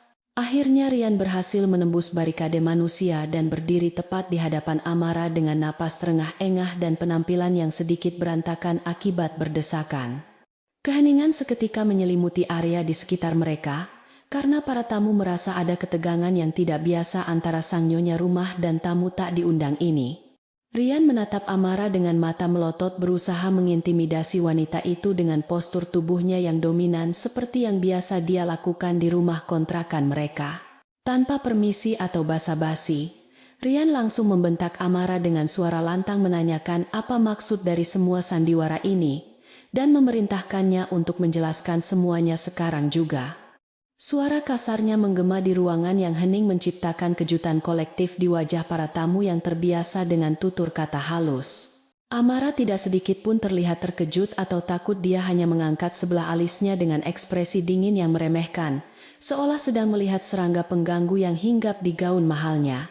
Dengan nada suara yang sangat tenang, namun tajam, dia bertanya kepada Rian siapa dia dan bagaimana dia bisa masuk ke acara tertutup ini tanpa undangan resmi. Pertanyaan itu bagaikan tamparan keras di wajah Rian yang mengharapkan Amara akan langsung meminta maaf atau setidaknya terlihat gugup bertemu dengannya. Rian merasa harga dirinya diinjak-injak di depan umum, wajahnya semakin memerah menahan amarah yang siap meledak kapan saja. Dia tidak percaya bahwa istri yang selama ini dia anggap bodoh dan penurut berani berpura-pura tidak mengenalnya di depan banyak orang. Merasa di pojokan, Rian berteriak histeris mengklaim bahwa dia adalah suami sah Amara dan menuduh Amara sebagai istri durhaka yang telah menipu banyak orang dengan penampilan palsunya. Dia mulai mengoceh tentang bagaimana dia mendidik Amara selama ini, dan bahwa kekayaan Amara seharusnya juga menjadi miliknya sebagai kepala keluarga. Bella yang berdiri di sampingnya ikut memanas-manasi situasi dengan berakting sebagai korban yang dizalimi, memasang wajah sedih yang dibuat-buat. Dia mencoba meraih tangan Amara sambil memohon agar Amara tidak melupakan keluarga yang telah bersamanya saat susah dulu. Sandiwara murahan mereka berdua justru membuat para tamu undangan memandang mereka dengan tatapan jijik dan mencemooh karena sangat tidak berkelas. Amara tertawa kecil, sebuah tawa yang terdengar sangat merdu, namun mengandung aura yang menakutkan, membuat bulu kuduk orang yang mendengarnya meremang. Dia menepis tangan Bella dengan gerakan elegan namun tegas, lalu menatap wanita itu tepat di manik matanya yang penuh kepalsuan. Amara berkata dengan lantang agar semua orang bisa mendengar bahwa dia tidak memiliki keluarga berupa seorang suami yang berzina di rumahnya sendiri dan seorang sahabat yang menusuk dari belakang. Kata-kata itu meluncur mulus namun menghujam tajam langsung ke jantung pertahanan mental Rian dan Bella.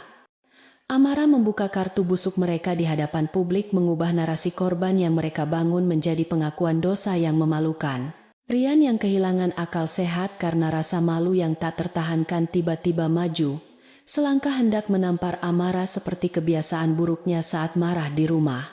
Gerakan tangannya yang cepat membuat beberapa tamu wanita menjerit kaget karena takut melihat kekerasan fisik terjadi di depan mata mereka. Namun sebelum tangan kotor Rian sempat menyentuh kulit mulus, Amara, dua orang pengawal berbadan raksasa, dengan sigap menangkap lengan Rian dan memuntirnya ke belakang. Rian mengerang kesakitan saat tubuhnya dipaksa berlutut di lantai marmer yang dingin dalam posisi yang sangat menghinakan di bawah kaki Amara. Dia meronta-ronta berusaha melepaskan diri, namun cengkeraman pengawal itu sekuat besi yang tidak bisa digoyahkan sedikit pun. Amara menunduk sedikit menatap Rian yang kini berlutut tak berdaya.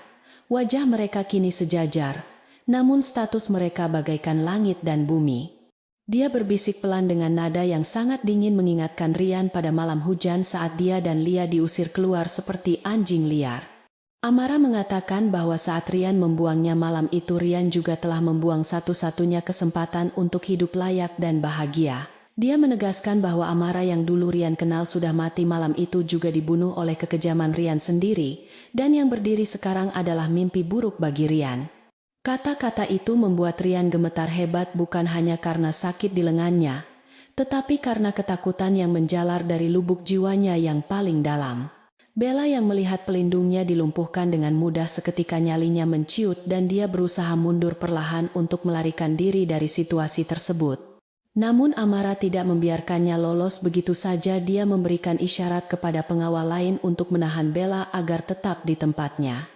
Amara menatap Bella dengan tatapan menilai dari ujung kepala hingga ujung kaki, lalu tersenyum sinis mengomentari gaun mewah yang dipakai Bella. Dia mengatakan bahwa gaun itu pasti dibeli dengan uang pinjaman karena dia tahu persis kondisi keuangan perusahaan Rian yang sedang sekarat. Bella terbelalak kaget, wajahnya pucat pasi menyadari bahwa Amara mengetahui segala rahasia dapur mereka yang selama ini disembunyikan rapat-rapat. Suasana di dalam ballroom semakin tegang, para tamu undangan menahan napas menyaksikan drama kehidupan nyata yang jauh lebih seru daripada sinetron manapun.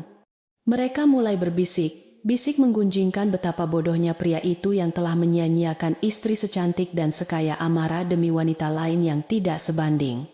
Rian yang masih dalam posisi berlutut dapat mendengar cemoohan dan tawa mengejek dari orang-orang yang tadi ingin dia kesan.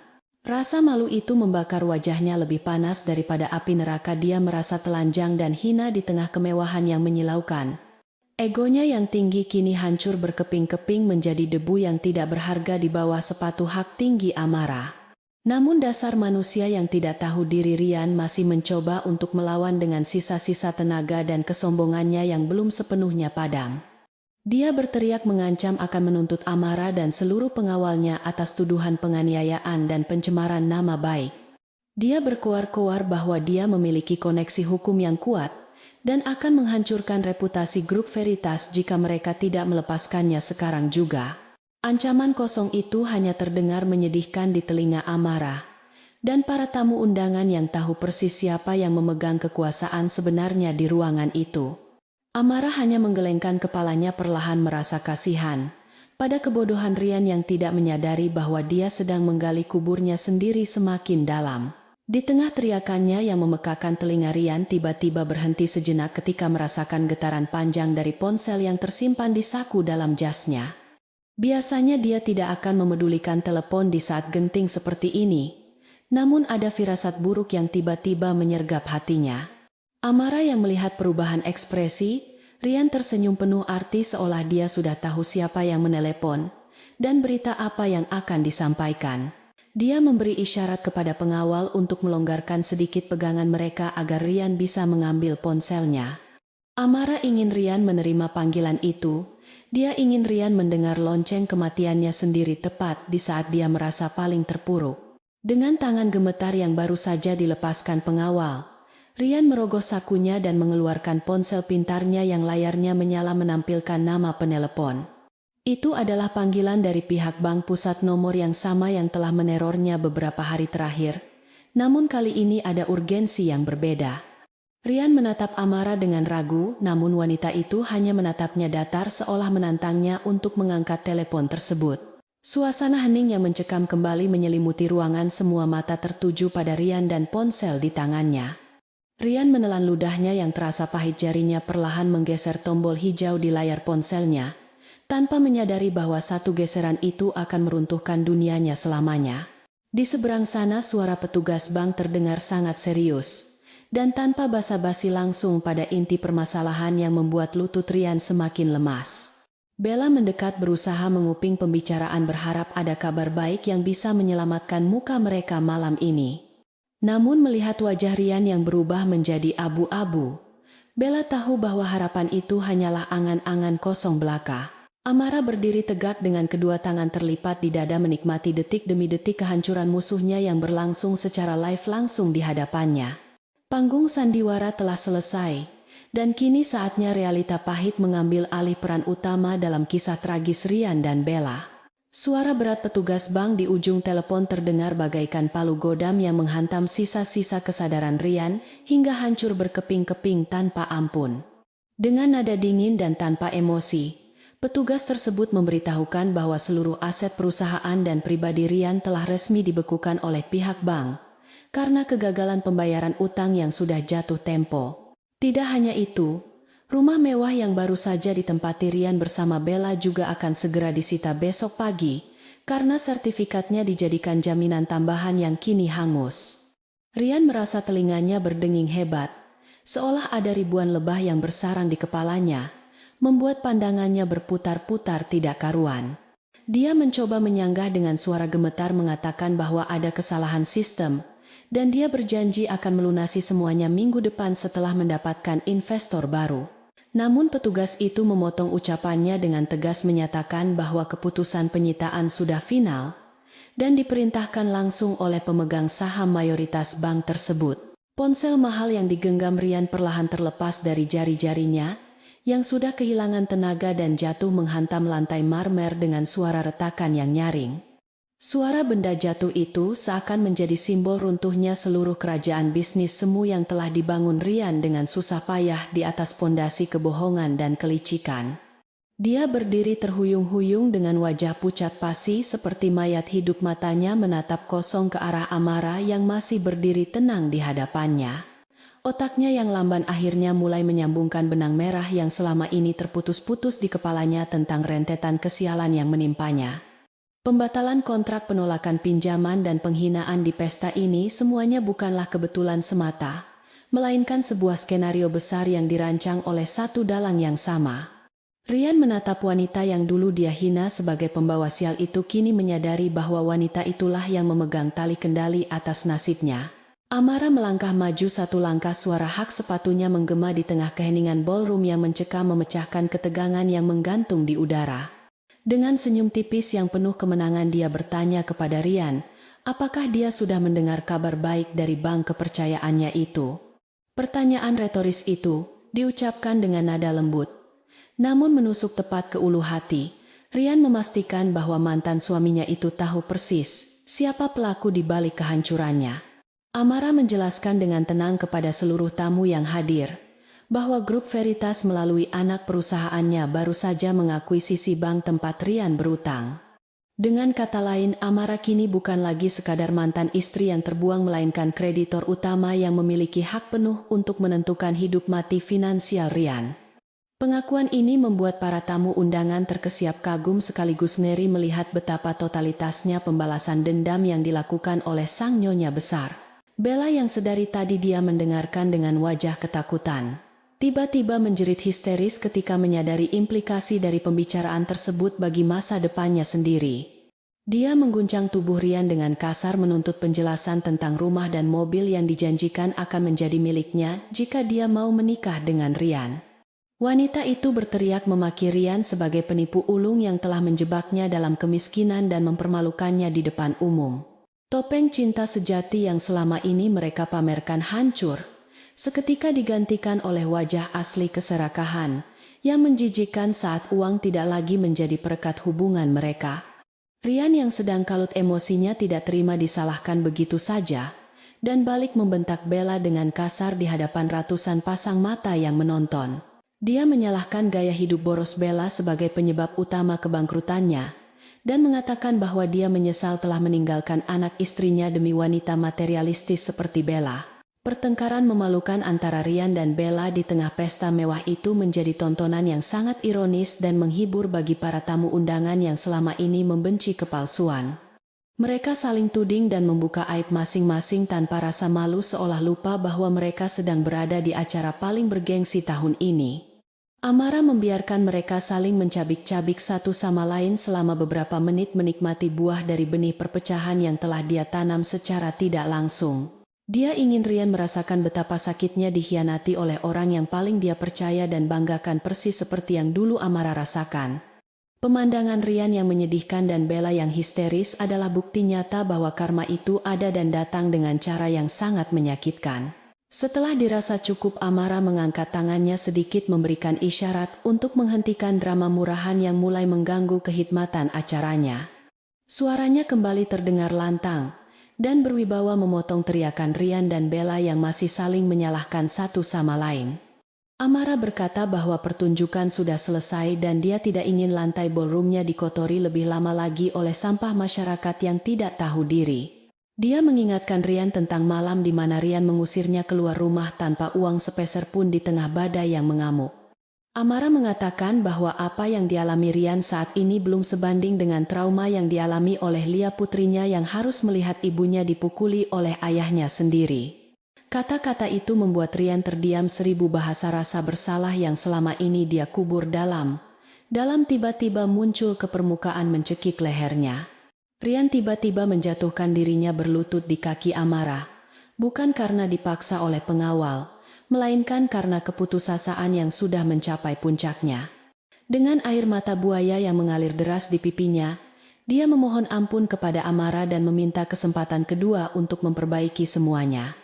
Dia bersumpah akan berubah dan menjadi suami serta ayah yang baik jika Amara mau membatalkan penyitaan asetnya dan membantunya bangkit kembali. Rian bahkan berani menyebut nama Lia mencoba menggunakan putrinya sebagai senjata terakhir untuk meluluhkan hati Amara yang dia kira masih memiliki sisa cinta untuknya. Tindakan Rian ini justru membuat Amara semakin jijik melihat betapa rendahnya harga diri laki-laki itu yang rela menjilat ludah sendiri demi harta. Amara menatap Rian dengan tatapan dingin yang tak tersentuh, hatinya sudah lama membeku untuk pria yang kini bersujud di kakinya itu. Dia membungkuk sedikit mendekatkan wajahnya ke telinga Rian dan berbisik bahwa kesempatan itu sudah hilang saat Rian memilih untuk memukulnya daripada memeluknya malam itu. Amara menegaskan bahwa dia melakukan semua ini bukan untuk meminta Rian kembali, melainkan untuk memastikan Rian tidak akan pernah bisa menyakiti siapapun lagi. Dia memberitahu Rian bahwa utang-utangnya tidak akan dihapuskan, dan dia harus mempertanggungjawabkan setiap sen uang yang dia pinjam sesuai dengan hukum yang berlaku. Amara kemudian berdiri tegak kembali menarik kakinya, menjauh dari jangkauan tangan Rian yang mencoba meraih ujung gaunnya. Bella yang menyadari bahwa Rian sudah benar-benar tamat dan tidak bisa diharapkan lagi mencoba taktik lain untuk menyelamatkan dirinya sendiri dari kehancuran. Dia berlari mendekati Amara, memasang wajah memelas dan bersujud memohon belas kasihan sesama wanita. Bella mengaku bahwa dia hanyalah korban rayuan Rian dan tidak tahu menahu soal perlakuan kasar Rian terhadap Amara dan Lia sebelumnya. Dia bahkan berani mengarang cerita bahwa dia dipaksa oleh Rian untuk ikut dalam rencana jahat tersebut demi mendapatkan simpati dari Amara. Namun Amara yang cerdas tidak semudah itu ditipu oleh air mata palsu wanita yang dulu pernah menjadi sahabatnya itu. Dia tersenyum sinis dan meminta asistennya untuk memutarkan sebuah rekaman suara yang diambil dari kamera pengawas di rumah kontrakan lama mereka. Tiba-tiba terdengar suara rekaman yang sangat jelas dari pengeras suara di seluruh ruangan menampilkan percakapan jahat antara Rian dan Bella pada malam pengusiran itu. Dalam rekaman tersebut terdengar jelas suara tawa Bella yang mengejek penderitaan Amara dan hasutannya agar Rian segera menceraikan Amara. Suara itu menggema di seluruh ballroom menjadi bukti tak terbantahkan atas kekejaman dan keterlibatan aktif Bella dalam menghancurkan rumah tangga Amara. Wajah Bella pucat pasi seperti kertas darahnya seolah tersedot habis saat mendengar suara iblisnya sendiri diperdengarkan di depan ratusan orang penting. Para tamu undangan menatap Bella dengan pandangan jijik dan marah, tidak menyangka ada wanita sejahat itu di balik wajah cantiknya. Amara menatap Bella dengan tatapan mengadili dan berkata bahwa dia tidak akan pernah melupakan bagaimana Bella melempar tasnya ke lumpur malam itu. Dia mengatakan bahwa Bella sama bersalahnya dengan Ryan, dan dia juga akan memastikan Bella menerima hukuman yang setimpal atas perbuatannya. Amara mengungkapkan bahwa dia telah menyelidiki latar belakang Bella dan menemukan bukti penggelapan dana yang dilakukan Bella di tempat kerja sebelumnya. Dia sudah menyerahkan bukti-bukti tersebut kepada pihak berwajib, dan saat ini polisi sedang dalam perjalanan untuk menjemput mereka berdua. Berita ini membuat Bella lemas dan jatuh terduduk di lantai harapannya untuk lolos dari jerat hukum musnah seketika. Suasana ballroom kembali riuh rendah dengan bisik-bisik para tamu yang memuji kecerdasan dan ketegasan Amara dalam menangani musuh-musuhnya. Mereka melihat sosok pemimpin yang tidak hanya kuat dalam bisnis, tetapi juga memiliki prinsip moral yang teguh dalam menegakkan keadilan. Ryan dan Bella kini hanyalah dua sosok menyedihkan yang teronggok di lantai menunggu nasib buruk yang akan segera menjemput mereka. Ryan menatap sekeliling dengan pandangan kabur melihat wajah-wajah yang menertawakan dan mencemoohnya, merasakan dunia yang dulu dia banggakan kini berbalik memusuhinya. Dia menyadari bahwa dia telah kehilangan segalanya, harta keluarga, dan harga diri hanya karena kesombongan sesaat yang membutakan mata hatinya. Tak lama kemudian pintu utama ballroom terbuka lebar, dan masuklah sekelompok petugas kepolisian berseragam lengkap yang berjalan tegap menuju panggung utama. Kedatangan mereka menambah ketegangan di ruangan itu, namun kali ini ketegangan yang membawa rasa lega karena keadilan akan segera ditegakkan. Petugas polisi itu menghampiri Ryan dan Bella membacakan hak-hak mereka dan surat perintah penangkapan atas tuduhan penipuan keuangan dan kekerasan dalam rumah tangga. Ryan mencoba memberontak saat borgol besi dipasang di pergelangan tangannya, berteriak bahwa dia dijebak dan tidak bersalah. Namun perlawanannya sia-sia karena bukti-bukti yang dimiliki Amara sudah sangat kuat dan tidak bisa dibantah lagi. Bella menangis histeris saat tangannya juga diborgol memohon kepada polisi untuk melepaskannya dan berjanji akan menjadi saksi yang memberatkan Ryan. Dia terus menyalahkan Ryan sampai detik terakhir, menunjukkan betapa rapuhnya ikatan yang dibangun di atas dasar kejahatan. Para tamu undangan memberikan jalan bagi polisi untuk membawa kedua tersangka itu keluar dari ruangan mengiringi kepergian mereka dengan tatapan dingin. Amara berdiri di atas panggung menyaksikan pemandangan itu dengan wajah datar tanpa ekspresi sedih maupun bahagia yang berlebihan. Dia hanya merasakan sebuah beban berat yang selama ini menghimpit dadanya perlahan-lahan terangkat pergi bersamaan dengan seretnya langkah Ryan dan Bella keluar dari pintu. Setelah Ryan dan Bella menghilang dari pandangan, Amara menarik napas panjang dan mengembuskannya, perlahan melepaskan sisa-sisa racun masa lalu dari dalam dirinya. Dia kemudian mengambil mikrofon kembali dan meminta maaf kepada seluruh tamu undangan atas gangguan yang tidak menyenangkan tersebut. Dengan senyum yang tulus dia mengajak semua orang untuk melupakan kejadian barusan dan kembali menikmati pesta perayaan yang sebenarnya. Sikap profesional dan tenang yang ditunjukkan Amara ini sekali lagi memancing decak kagum dari para hadirin yang langsung memberikan tepuk tangan meriah sebagai bentuk dukungan. Musik orkestra kembali dimainkan, suasana tegang perlahan mencair digantikan oleh suasana pesta yang hangat dan penuh kegembiraan. Di tengah pesta yang kembali meriah, Amara berjalan turun dari panggung dan langsung diserbu oleh para kolega bisnis yang ingin memberikan ucapan selamat secara pribadi. Mereka tidak lagi memandangnya sebagai pewaris yang beruntung, tetapi sebagai wanita besi yang mampu menghancurkan lawan dengan strategi yang brilian. Amara menyambut mereka dengan ramah, namun tetap menjaga jarak profesional, menunjukkan kelasnya sebagai pemimpin perusahaan multinasional. Di dalam hatinya dia berterima kasih kepada masa lalunya yang kelam, karena berkat rasa sakit itulah dia bisa menjadi sosok yang kuat seperti sekarang. Dia tahu bahwa jalan di depan masih panjang dan penuh tantangan, namun dia sudah siap menghadapi apapun. Malam semakin larut, namun semangat Amara tidak surut sedikit pun. Dia merasa energinya justru semakin bertambah, setelah berhasil menutup lembaran hitam dalam hidupnya. Dia sempat melirik ke arah pintu keluar membayangkan Rian dan Bella yang kini sedang meringkuk di balik jeruji besi yang dingin meratapi nasib mereka. Tidak ada rasa penyesalan sedikit pun di hati Amara, karena dia tahu dia telah memberikan hukuman yang paling adil bagi mereka. Keadilan telah ditegakkan bukan dengan kekerasan fisik, melainkan dengan kecerdasan dan kekuatan yang sesungguhnya. Amara mengangkat gelasnya bersulang untuk dirinya sendiri dan untuk masa depan cerah yang menanti di depan mata. Saat pesta usai, Amara kembali ke geria tawangnya dengan perasaan yang sangat ringan, seolah dia bisa terbang menembus awan. Dia masuk ke kamar Lia dan duduk di tepi tempat tidur memandangi wajah damai putrinya yang sedang tertidur lelap. Dia mengelus pipi Lia dengan lembut berbisik bahwa monster jahat itu sudah pergi selamanya dan tidak akan pernah kembali lagi. Malam ini Amara bisa tidur dengan nyenyak tanpa bayang-bayang ketakutan, tanpa mimpi buruk tentang pukulan dan teriakan. Dia telah memenangkan perangnya, dan sekarang saatnya dia membangun kerajaan damai untuk ratu kecilnya. Besok pagi matahari akan terbit menyinari Jakarta dengan harapan baru, dan Amara akan menyambutnya dengan tangan terbuka. Dia bukan lagi korban, dia adalah pemenang, dia adalah Amara, sang pemilik takdirnya sendiri. Kisah penderitaannya telah berakhir malam ini digantikan oleh kisah kejayaan yang baru saja dimulai.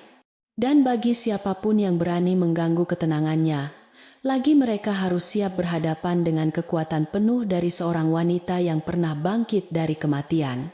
Matahari pagi menyinari kota Jakarta dengan cahaya keemasan yang hangat, seolah ikut merayakan kemenangan besar yang baru saja terjadi semalam di Menara Veritas. Amara terbangun di atas tempat tidur mewahnya dengan perasaan yang sangat ringan, seakan-akan seluruh beban dunia yang selama ini dipikulnya telah terangkat sepenuhnya. Dia tidak lagi mendengar suara bentakan kasar Rian yang menyuruhnya bangun untuk memasak atau membersihkan rumah seperti hari-hari sebelumnya yang penuh penderitaan. Hanya suara kicauan burung dari balik jendela kaca tebal dan dengkuran halus Lia di sebelahnya yang mengisi keheningan pagi yang damai itu. Amara menarik napas dalam-dalam menghirup aroma kebebasan yang kini terasa begitu nyata dan manis di setiap hembusan napasnya. Dia menyadari bahwa hari ini adalah hari pertama dari sisa hidupnya yang baru hidup, di mana dia memegang kendali penuh atas takdirnya sendiri. Sementara itu di luar gedung apartemen puluhan wartawan dan awak media sudah berkumpul menantikan kemunculan sosok wanita yang kini menjadi buah bibir di seluruh negeri. Berita tentang penangkapan dramatis Rian dan Bella di pesta gala semalam telah menyebar dengan kecepatan kilat menjadi tajuk utama di semua stasiun televisi dan portal berita. Publik memuji keberanian dan kecerdasan Amara dalam mengungkap kebenaran dan menghukum para pengkhianat dengan cara yang sangat elegan dan berkelas. Wajah Amara kini terpampang di mana-mana sebagai simbol perlawanan wanita terhadap penindasan domestik dan ketidakadilan yang sering terjadi dalam rumah tangga. Tanpa disadarinya, Amara telah berubah dari seorang korban yang tak berdaya menjadi ikon kekuatan baru yang menginspirasi jutaan wanita lain di luar sana. Jauh dari kemewahan geria tawang Amara, suasana di kantor kepolisian pusat terasa sangat suram dan menyedihkan, terutama di sel tahanan, sementara tempat Rian ditahan. Pria yang semalam masih mengenakan tuxedo mahal dan merasa dirinya raja dunia kini duduk meringkuk di sudut sel yang dingin dengan pakaian kusam. Wajahnya lebam akibat sempat berontak saat ditangkap, dan matanya merah bengkak karena tidak bisa tidur semalaman memikirkan nasib buruknya. Aroma tidak sedap dari toilet yang jarang dibersihkan di dalam sel membuatnya mual, mengingatkannya bahwa dia telah jatuh ke titik terendah dalam hidupnya. Rian memandang jeruji besi yang mengurungnya dengan tatapan kosong. Otaknya masih sulit memproses bagaimana segalanya bisa berbalik 180 derajat dalam waktu semalam. Di sel wanita yang terpisah, Bella sedang mengalami gangguan mental yang cukup parah, berteriak-teriak histeris menyalahkan Rian atas semua kemalangan yang menimpanya saat ini. Dia menuntut untuk dibebaskan dengan alasan bahwa dia hanyalah korban manipulasi Rian. Padahal semua bukti rekaman suara menunjukkan sebaliknya. Para tahanan wanita lain yang merasa terganggu dengan teriakan Bella mulai membentaknya agar diam, yang membuat Bella semakin ketakutan dan menangis terseduh-seduh. Kecantikan dan kesombongan yang selama ini menjadi senjata andalannya kini tidak lagi berarti apa-apa di tempat yang keras dan tanpa ampun ini. Bella akhirnya menyadari bahwa dia telah menggadaikan masa depannya demi keserakahan sesaat. dan kini dia harus membayar harganya dengan sangat mahal. Seminggu setelah penangkapan, proses hukum terhadap Rian dan Bella mulai bergulir dengan cepat berkat desakan publik dan bukti-bukti kuat yang diserahkan oleh tim hukum Amara. Pengacara terbaik di negeri ini yang disewa Amara bekerja dengan sangat efisien, memastikan tidak ada satu celah hukum pun yang bisa dimanfaatkan oleh Rian untuk lolos. Sidang perceraian Amara dan Rian juga diproses secara paralel dengan keputusan pengadilan yang memberikan hak asuh penuh anak kepada Amara serta pembagian harta yang adil. Rian tidak memiliki daya untuk melawan karena seluruh asetnya sudah disita bank, dan dia tidak mampu menyewa pengacara yang layak untuk membelanya di meja hijau. Dia hanya bisa pasrah menerima nasibnya menyaksikan satu persatu konsekuensi dari perbuatannya menghancurkan sisa-sisa hidupnya. Di tengah proses hukum yang berjalan, Amara tetap fokus menjalankan tanggung jawab barunya sebagai pemimpin tertinggi grup Veritas yang membawahi ribuan karyawan. Dia mengadakan konferensi pers resmi pertamanya dengan penampilan yang sangat profesional, menjawab setiap pertanyaan wartawan dengan tenang dan cerdas. Amara menegaskan bahwa masalah pribadinya tidak akan memengaruhi kinerja perusahaan dan justru akan menjadi motivasi baginya untuk menciptakan lingkungan kerja yang lebih beretika. Para investor dan pemegang saham yang awalnya ragu kini memberikan dukungan penuh setelah melihat ketegasan dan visi misi Amara yang jelas. Saham grup Veritas melonjak tajam di pasar bursa, menandakan kepercayaan pasar yang tinggi terhadap kepemimpinan Ratu Besi yang baru ini. Suatu sore, Amara memutuskan untuk mengunjungi kembali lingkungan perumahan lama tempat dia dan Rian pernah tinggal untuk menyelesaikan satu urusan yang tertunda. Mobil mewah Amara berhenti di depan rumah kontrakan kecil, yang kini terlihat kosong dan tidak terawat sejak ditinggalkan oleh penghuninya yang bermasalah. Para tetangga yang melihat kedatangan Amara segera keluar dari rumah mereka berbisik-bisik kagum melihat transformasi luar biasa dari wanita yang dulu mereka kasihani. Seorang ibu tetangga yang dulu sering mendengar teriakan Rian, namun takut untuk ikut campur, datang menghampiri Amara dengan wajah penuh penyesalan. Dia meminta maaf karena tidak pernah berani menolong Amara saat Amara dipukuli dan diusir. Malam itu pengakuan yang membuat suasana menjadi haru. Amara tersenyum lembut dan memegang tangan tetangganya itu, mengatakan bahwa dia sudah memaafkan semua ketidakpedulian orang-orang di masa lalu. Dia mengerti bahwa ketakutan seringkali membuat orang memilih untuk diam. Namun dia berharap kejadian ini bisa menjadi pelajaran bagi semua orang untuk lebih peduli. Amara kemudian berjalan masuk ke halaman rumah lamanya, menatap bangunan yang menjadi saksi bisu penderitaan dan air matanya selama bertahun-tahun.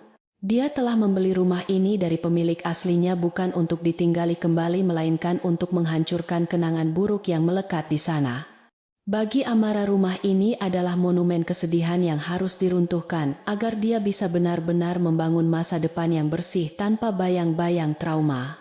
Beberapa pekerja konstruksi yang sudah disiapkan segera mulai bekerja merubuhkan dinding-dinding rumah itu sesuai dengan perintah Amara saat itu juga.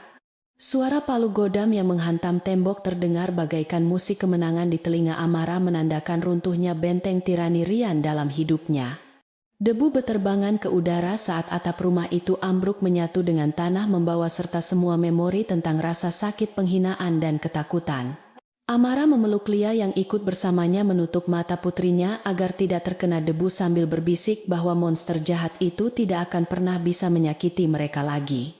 Di atas lahan bekas rumah itu, Amara berencana membangun sebuah taman bacaan dan bermain untuk anak-anak di lingkungan tersebut sebagai simbol harapan baru. Bulan berganti bulan dan kehidupan Amara serta Lia semakin membaik seiring berjalannya waktu yang terus berputar membawa perubahan positif.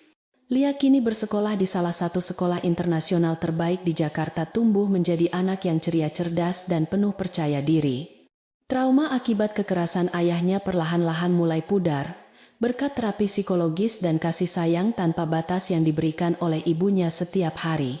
Amara sering mengajak Lia berlibur ke luar negeri, memperkenalkan putrinya pada dunia luas yang indah dan penuh peluang yang menanti untuk jelajahi. Hubungan ibu dan anak ini menjadi semakin erat. Mereka adalah tim yang tak terpisahkan yang saling menguatkan satu sama lain dalam menghadapi dunia. Sementara itu di pengadilan hakim akhirnya menjatuhkan vonis hukuman 10 tahun penjara bagi Ryan atas tuduhan penipuan penggelapan uang dan kekerasan dalam rumah tangga yang berat. Bella juga tidak luput dari hukuman. Dia divonis 5 tahun penjara karena terbukti bersekongkol dan membantu Ryan melakukan kejahatan keuangan. Saat palu hakim diketuk, Ryan menangis histeris di kursi terdakwa memanggil-manggil nama Amara memohon pengampunan yang tidak mungkin dia dapatkan. Amara yang hadir di ruang sidang hanya menatap datar tanpa ekspresi lalu berdiri dan berjalan keluar ruangan dengan langkah tegap meninggalkan masa lalunya di belakang. Keadilan telah ditegakkan dan babak kelam dalam hidupnya telah resmi ditutup dengan sempurna oleh tangan hukum.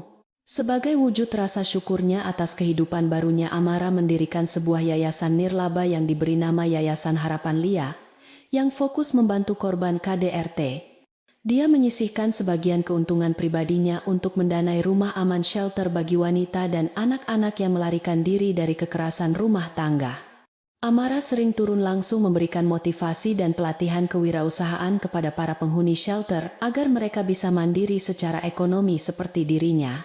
Dia ingin membuktikan kepada dunia bahwa seorang wanita tidak perlu bergantung pada laki-laki untuk bisa sukses dan bahagia.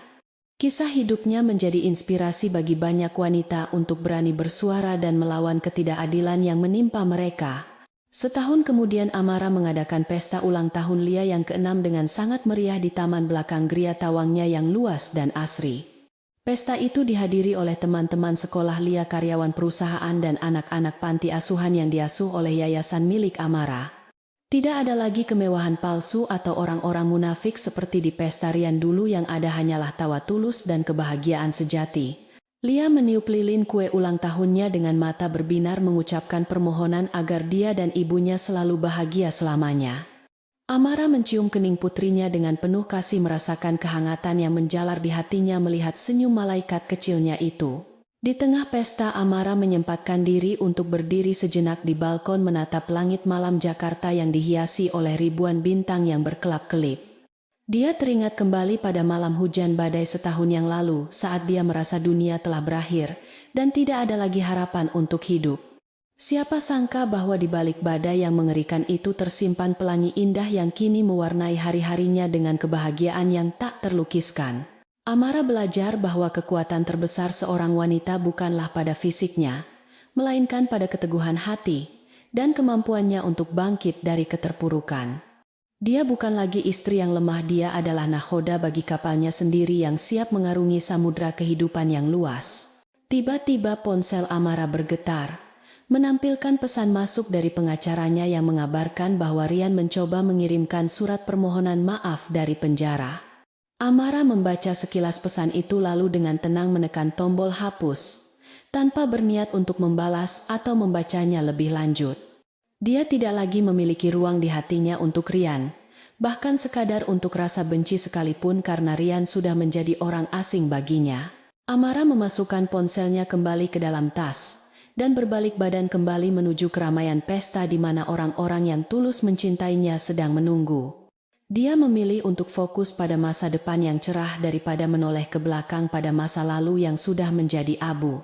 Malam semakin larut, namun tawa dan kebahagiaan di pesta itu tidak kunjung reda, seolah-olah waktu berhenti sejenak untuk merayakan kemenangan mereka. Amara berdansa kecil dengan Lia diiringi musik akustik yang lembut, dikelilingi oleh sahabat dan rekan kerja yang setia mendukungnya selama ini. Dia merasa sangat bersyukur atas semua yang dia miliki saat ini. Bukan hanya harta benda melainkan kedamaian hati yang tak ternilai harganya. Amara berjanji pada dirinya sendiri bahwa dia akan menggunakan kekuatan dan kekayaannya untuk melindungi orang-orang yang dia cintai dan mereka yang lemah. Dia telah menemukan tujuan hidupnya yang sejati dan tidak ada satu orang pun yang bisa menghalanginya lagi. Keesokan harinya Amara kembali bekerja di kantornya dengan semangat baru, siap menghadapi tantangan bisnis global yang semakin kompleks dan menantang. Di dinding ruang kerjanya tergantung sebuah lukisan besar yang menggambarkan seekor burung phoenix yang bangkit dari api, melambangkan perjalanan hidupnya sendiri. Setiap kali dia merasa lelah atau ragu, dia akan memandang lukisan itu dan mengingat kembali betapa kuatnya dia sebenarnya. Dia adalah Amara, wanita yang pernah dihancurkan hingga berkeping-keping namun berhasil menyatukan kembali dirinya menjadi sosok yang lebih indah dan kuat. Legenda tentang putri tidur yang menunggu pangeran penyelamat sudah tidak berlaku lagi baginya karena dia adalah pahlawan bagi ceritanya sendiri. Cerita ini berakhir dengan pemandangan Amara yang berdiri tegak di puncak Menara Veritas, menatap cakrawala Jakarta yang luas membentang di hadapannya. Dia tersenyum penuh percaya diri siap menyambut hari esok dengan segala misteri dan keajaiban yang dibawanya. Badai telah berlalu meninggalkan langit yang bersih dan cerah bagi sang ratu untuk terbang tinggi menggapai bintang-bintang. Keadilan telah menang, kejahatan telah kalah dan kehidupan terus berjalan menuju arah yang lebih baik. Ini adalah akhir dari penderitaan dan awal dari keabadian cinta dan kekuatan seorang ibu,